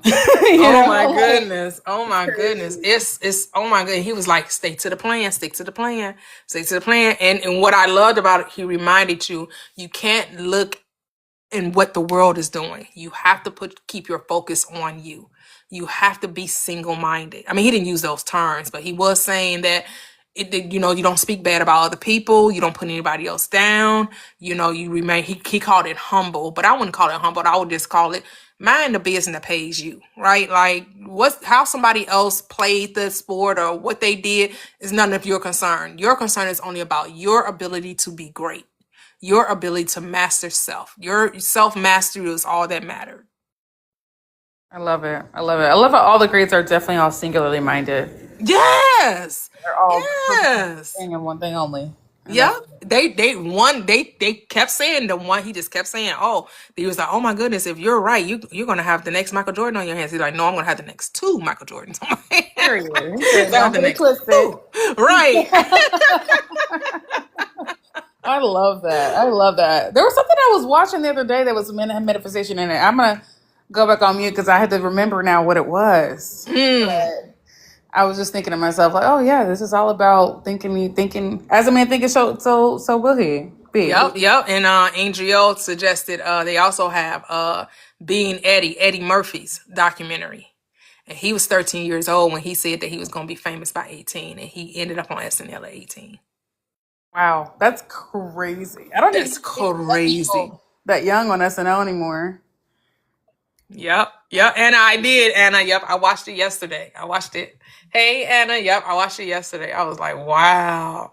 Man, he was like one of the first, he was the first one to like be the box office like how they said Will Smith for those summers of movies he would come out and they would all be blockbuster smashes.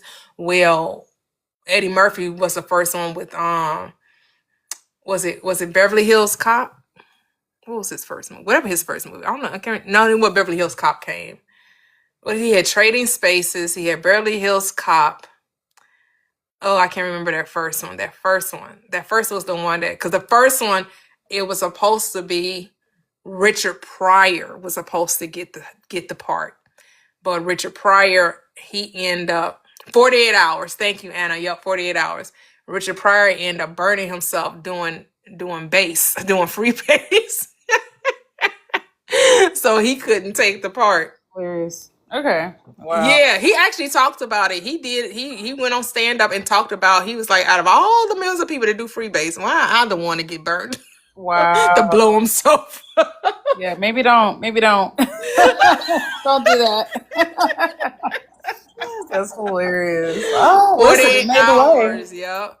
40. It was like, I was like, man, that's right. Eddie Murphy was that dude in the 80s. And he was talking about, how him, Michael Jackson, Whitney Houston, Prince, Michael Jordan, all of them, right? It's when all of the black stars start really like making all of this money. Oprah Winfrey, right? Everybody in the 80s, it was like this great swell of, black celebrity really coming on scene and making more money than has ever been made by, those people in entertainment. Wow. Yeah. It was like, wow, they came on the scene. They blew it up. They blew the entertainment. They set the entertainment world on fire. They set it ablaze. And thing is that they've been saying these things the whole time, but when you asleep, you just don't hear it. When you are asleep, you have no idea of what's possible. And I'm not even gonna say that I mean, you can listen to Eddie Murphy. You hear, he don't get too much into it, but you can hear if you're just paying attention to what he's saying, he giving you subliminals about, that it's all within you, it's all in your mind. It's because you have to keep saying it. He said it every day for like 5 years. He said it every day. And that's the thing. Some of us, we start saying it for like 1 or 2 days, and then we don't see a change, we give up because we want this microwavable instant manifestation. And you have to understand that in the third dimensional plane, everything is a process. All of these people claiming, oh, instant manifestation. You can look at their life and they're not having instant manifestation. I don't care how much they're trying to sell you, what e-course they're trying to give you, what books their life still took a progression. Everyone does. Even those who got the 1 million followers on YouTube or on TikTok, they still went through a period where they didn't have it, where it wasn't there, where they didn't have it physically. Not they always had it mentally, right? They always saw themselves with it. But there was a bridge of incidents that had to take place in order for the thing to come forth in their reality. People desiring to, 100,000, 100K, 500K, whatever it is, whatever you're looking for, right? Whether you're looking for fame, if you're looking to, sell albums, if you're looking to be, an actress, if you're looking to be a lawyer, a doctor, if you're looking to teach, if you're looking to dance, whatever it is, you understand there is a process. I don't know why we act like that isn't a thing. It's a process. That Michael Jackson, it was, right? He started as a child star, right? His first album solo, it did good, but it wasn't great. That Off the Wall album was good. But when did the great album come? The next album. The next album was good. Was the great album. And what if he would have been like, man, I've been singing for years. I was with the Jackson 5. We had dolls. We had cartoons. We had commercials. We was doing everything. And I go solo. I just knew that everybody was going to eat up. He had it was like a disco album. The Off the Wild album would be considered like disco, right? But he didn't want like, oh, well, it didn't do what I thought it was going to do. So I'm just not going to do music anymore. I'm just going to give up. It didn't happen the way I thought it was going to happen. No. Michael Jordan, he got hurt when he was deciding to take the Bulls to the playoffs for the first time. And the management was trying to tell him that he couldn't play. They would only allow him 7 minutes to play, through the rest of the season. He was like, what? So y'all trying to lose. Y'all had to lose. He called them a loser mentality because they were trying to get a lottery to get better players. And he was like, that's a loser mentality. I'm trying to, get them out of that loser mentality and onto greatness and to have a winning mentality. And then when they made it to the playoffs, then they took the restriction off of him playing, and he was able to play. Even though they lost the series, he made records playing. Like that was the first time he had won. I mean, he scored like 63 points in a basketball game, in a playoff game, right? So we have to want to have the experience of allowing it to come to us. Enjoy the journey. I think we get so obsessed with getting it, we forget to enjoy being. Enjoy being. Enjoy the moment. Be in the moment. Enjoy where you are. Love where you are. It's okay. It's coming. It has to. That's the law. And there is no delay. Remember, God is never late. Though the vision tarries, wait for it, because it shall come and not be late. You think that you're waiting, but it's actually preparation. You're not waiting for anything. You're preparing for the greatness. Hey, TMV. You got to get out of that mindset, oh, I'm waiting. No, you're preparing. You're being still. You're allowing it to show up. Right? It's all about how you perceive reality. That's why you get so impatient, because you think you're waiting for something to happen. No, you're not. It's already done. You're not waiting for it to happen. You're enjoying the becoming. You're enjoying the unfolding. When you know that you know, that's why it's important to get the conviction of the thing. To being confident of this very thing, says the script. Being confident of this very thing, which is convinced. Being convinced of this very thing, that he that has begun a good work in you is able to perform it at the day of Jesus Christ. And what's the day of Jesus Christ? Jesus Christ is the I am and the power and wisdom of God. At the day of the wisdom of God coming into full bloom, coming into fruition. And it is the power and wisdom that brings forth the desire. Because you don't know how to do it. You have no idea how to make a seed grow. You have no idea how a baby or a zygote becomes a fetus. You have absolutely no idea.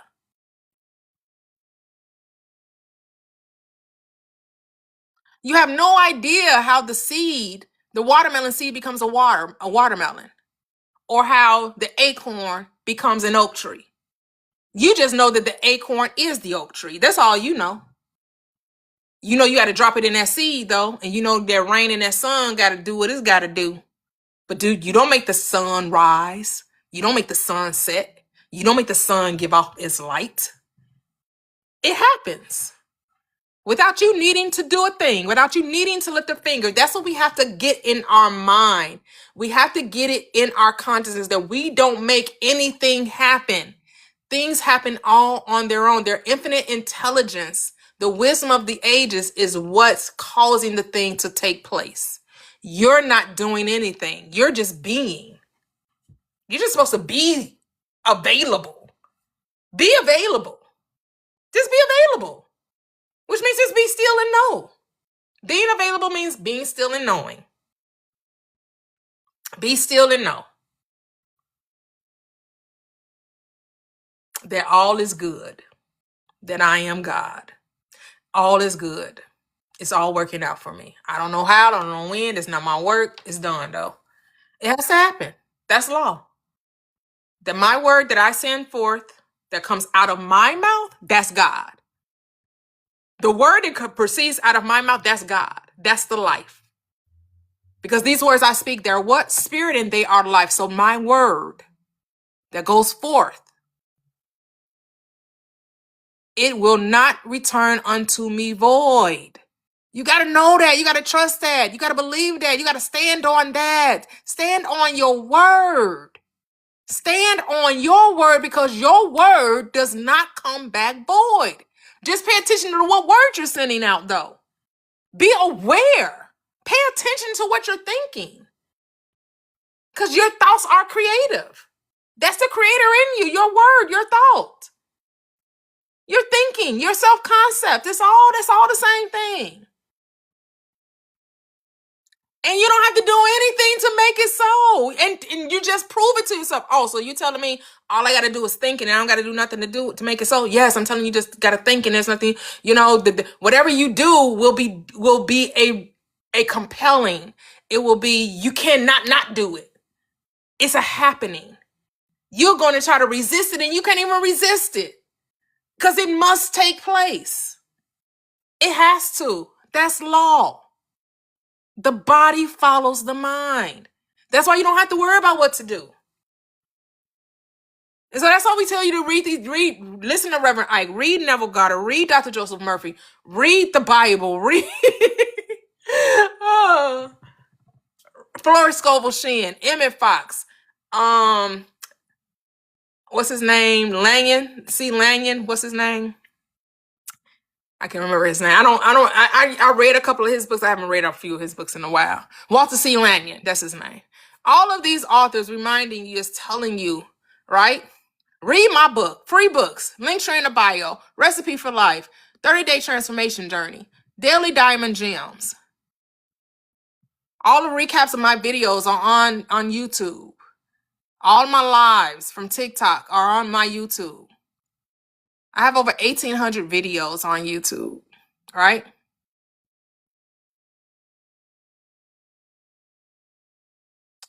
Decree and declare what it is you want and remain faithful to it. Hey, 100K the easy way, 100K on YouTube, 100K on TikTok. Hey, you got to speak it and be bold with it, right? Because nothing could keep you from experiencing anything you want other than you. You putting it out there doesn't stop it from happening. The only thing that stops it from happening if you don't believe it can happen. That's it. You telling it doesn't keep it from coming to place. It's your belief that it won't happen is the reason why it doesn't come. Being bold, you got to put it out there. And so that's what we tell you to watch these movies too. We're telling you about, Serena Williams and Venus Williams and Eddie Murphy and Michael Jordan and Kanye West and, all of these people that realize their desire and they're willing to tell you the story of how they believed in themselves. That's the central thing of all of these movies, all these documentaries, all these people that realized their desires was what? They believed it could happen and they didn't let the world tell them who they were. They told the world who they were. They told the world who they were. They told the world. The world couldn't tell them. They didn't let the world dictate what was possible for them. Because if they let the world dictate what was possible for them, they weren't going to realize it. They were not going to realize it. Yes. Hey, Marcinda. Hey, say to myself. Hey. So, I will be going to watch my football, going to watch my Berry Bears. Ayla Toxic, I know that last week your Colts didn't do too well. They lost to the Steelers.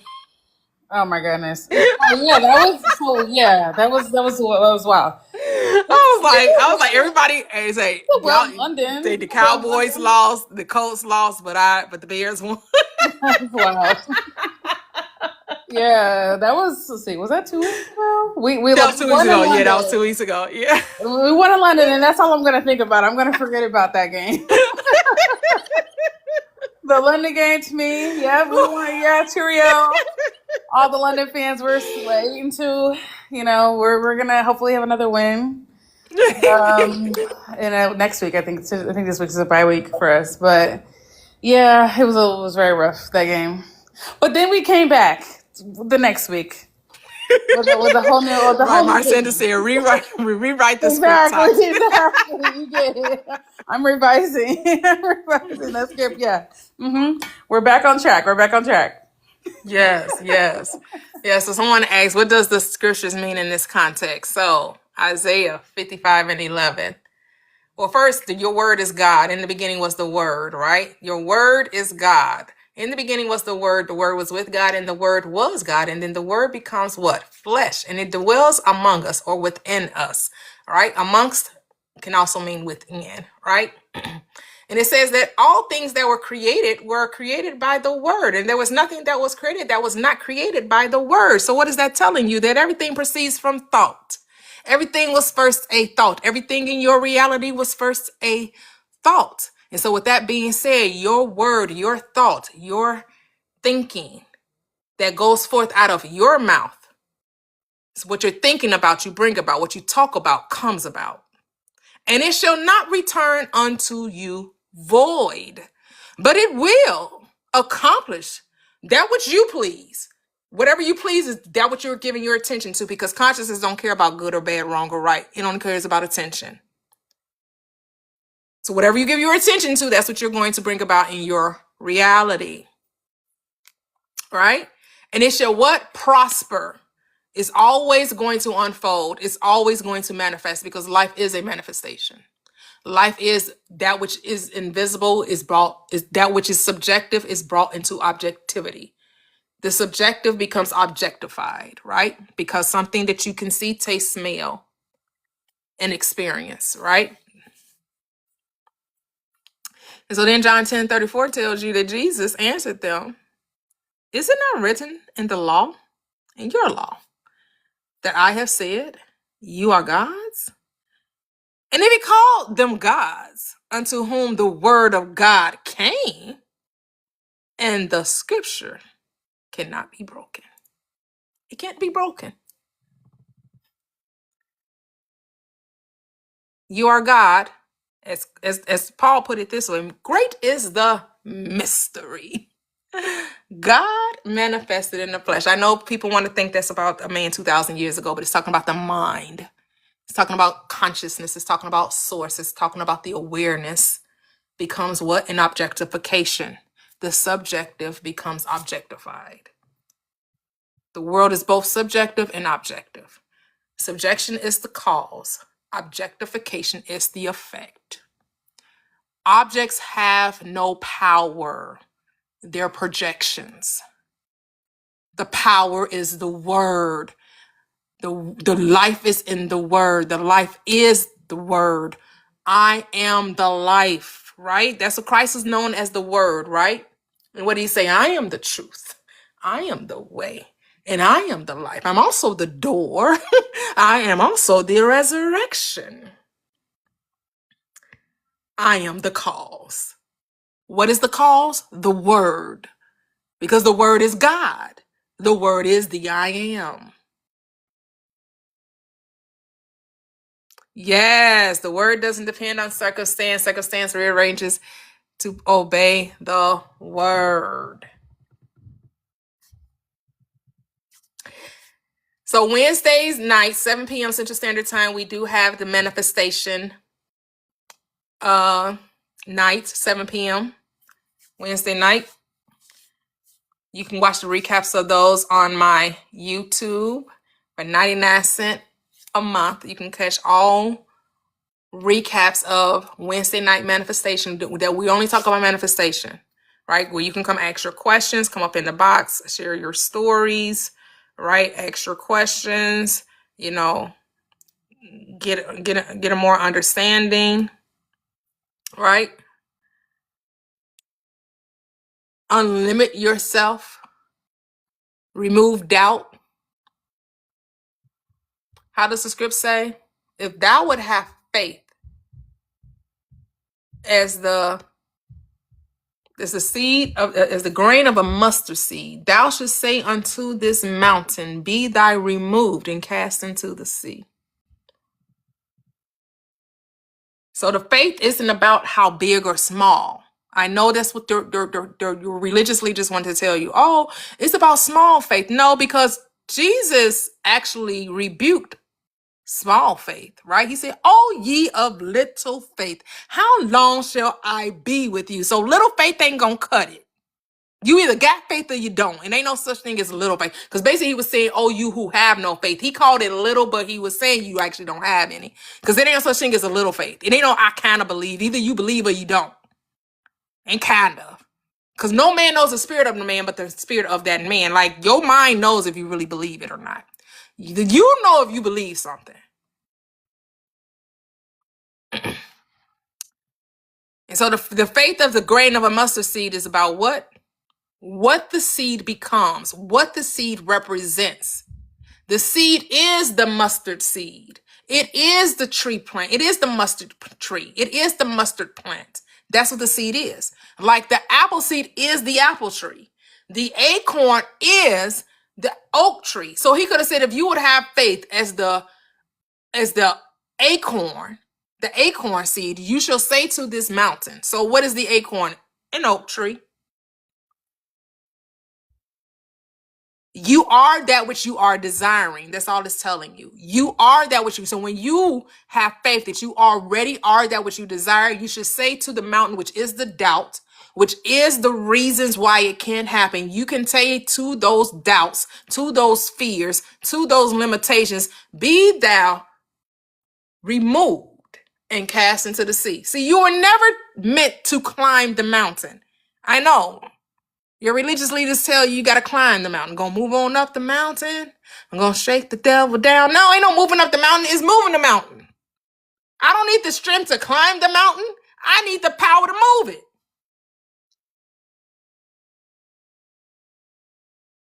Just the power to move it. Not the ability to climb it. I'm not climbing mountains. Unnecessary. Now you can. It's your life. You can climb the mountain. You can struggle and strain.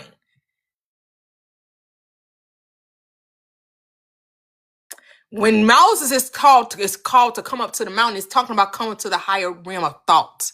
It ain't talking about he climbed no mountain. It's saying that he elevated his mindset to the place of the God state.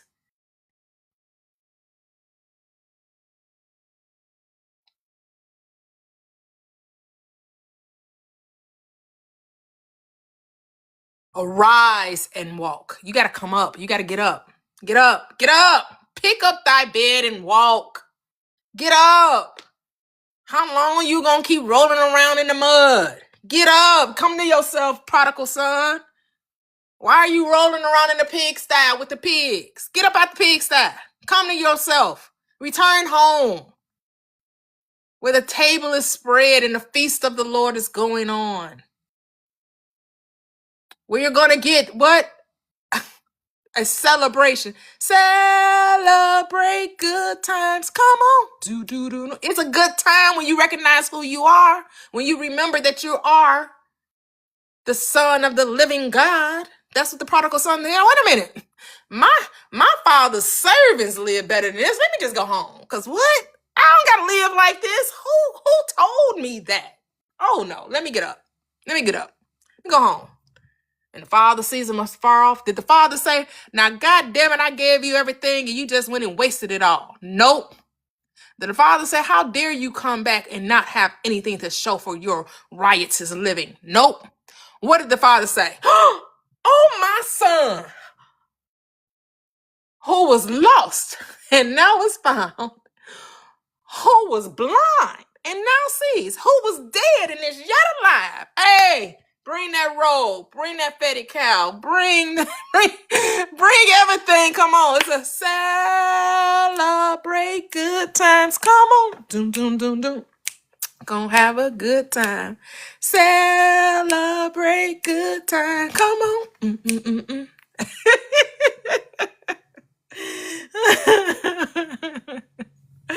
Oh, thank you, Keo Couture. It's time to celebrate. Woo! I no longer have to walk in the miry clay. He lifted you up off the miry clay and put you on the shore. On what's miry clay? Sand, right? Sinking sand. Quicksand. Using quicksand. Lifted you up out of that quicksand. Placed you on a sure foundation. The rock of faith. Because you got to have that rock of faith that cannot be moved regardless of circumstances, regardless of what you're seeing, regardless of what's going on.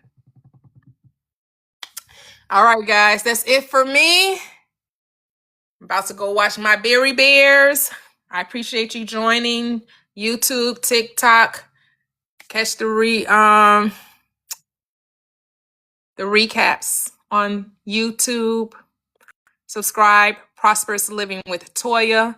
Share the lives, share the videos. Those of you think who would benefit from this truth, from this teaching, from this knowledge, from this wisdom of the ages, that all is mind. Thoughts are creative. And you have the power to transform your reality just by changing the way you think. So easy.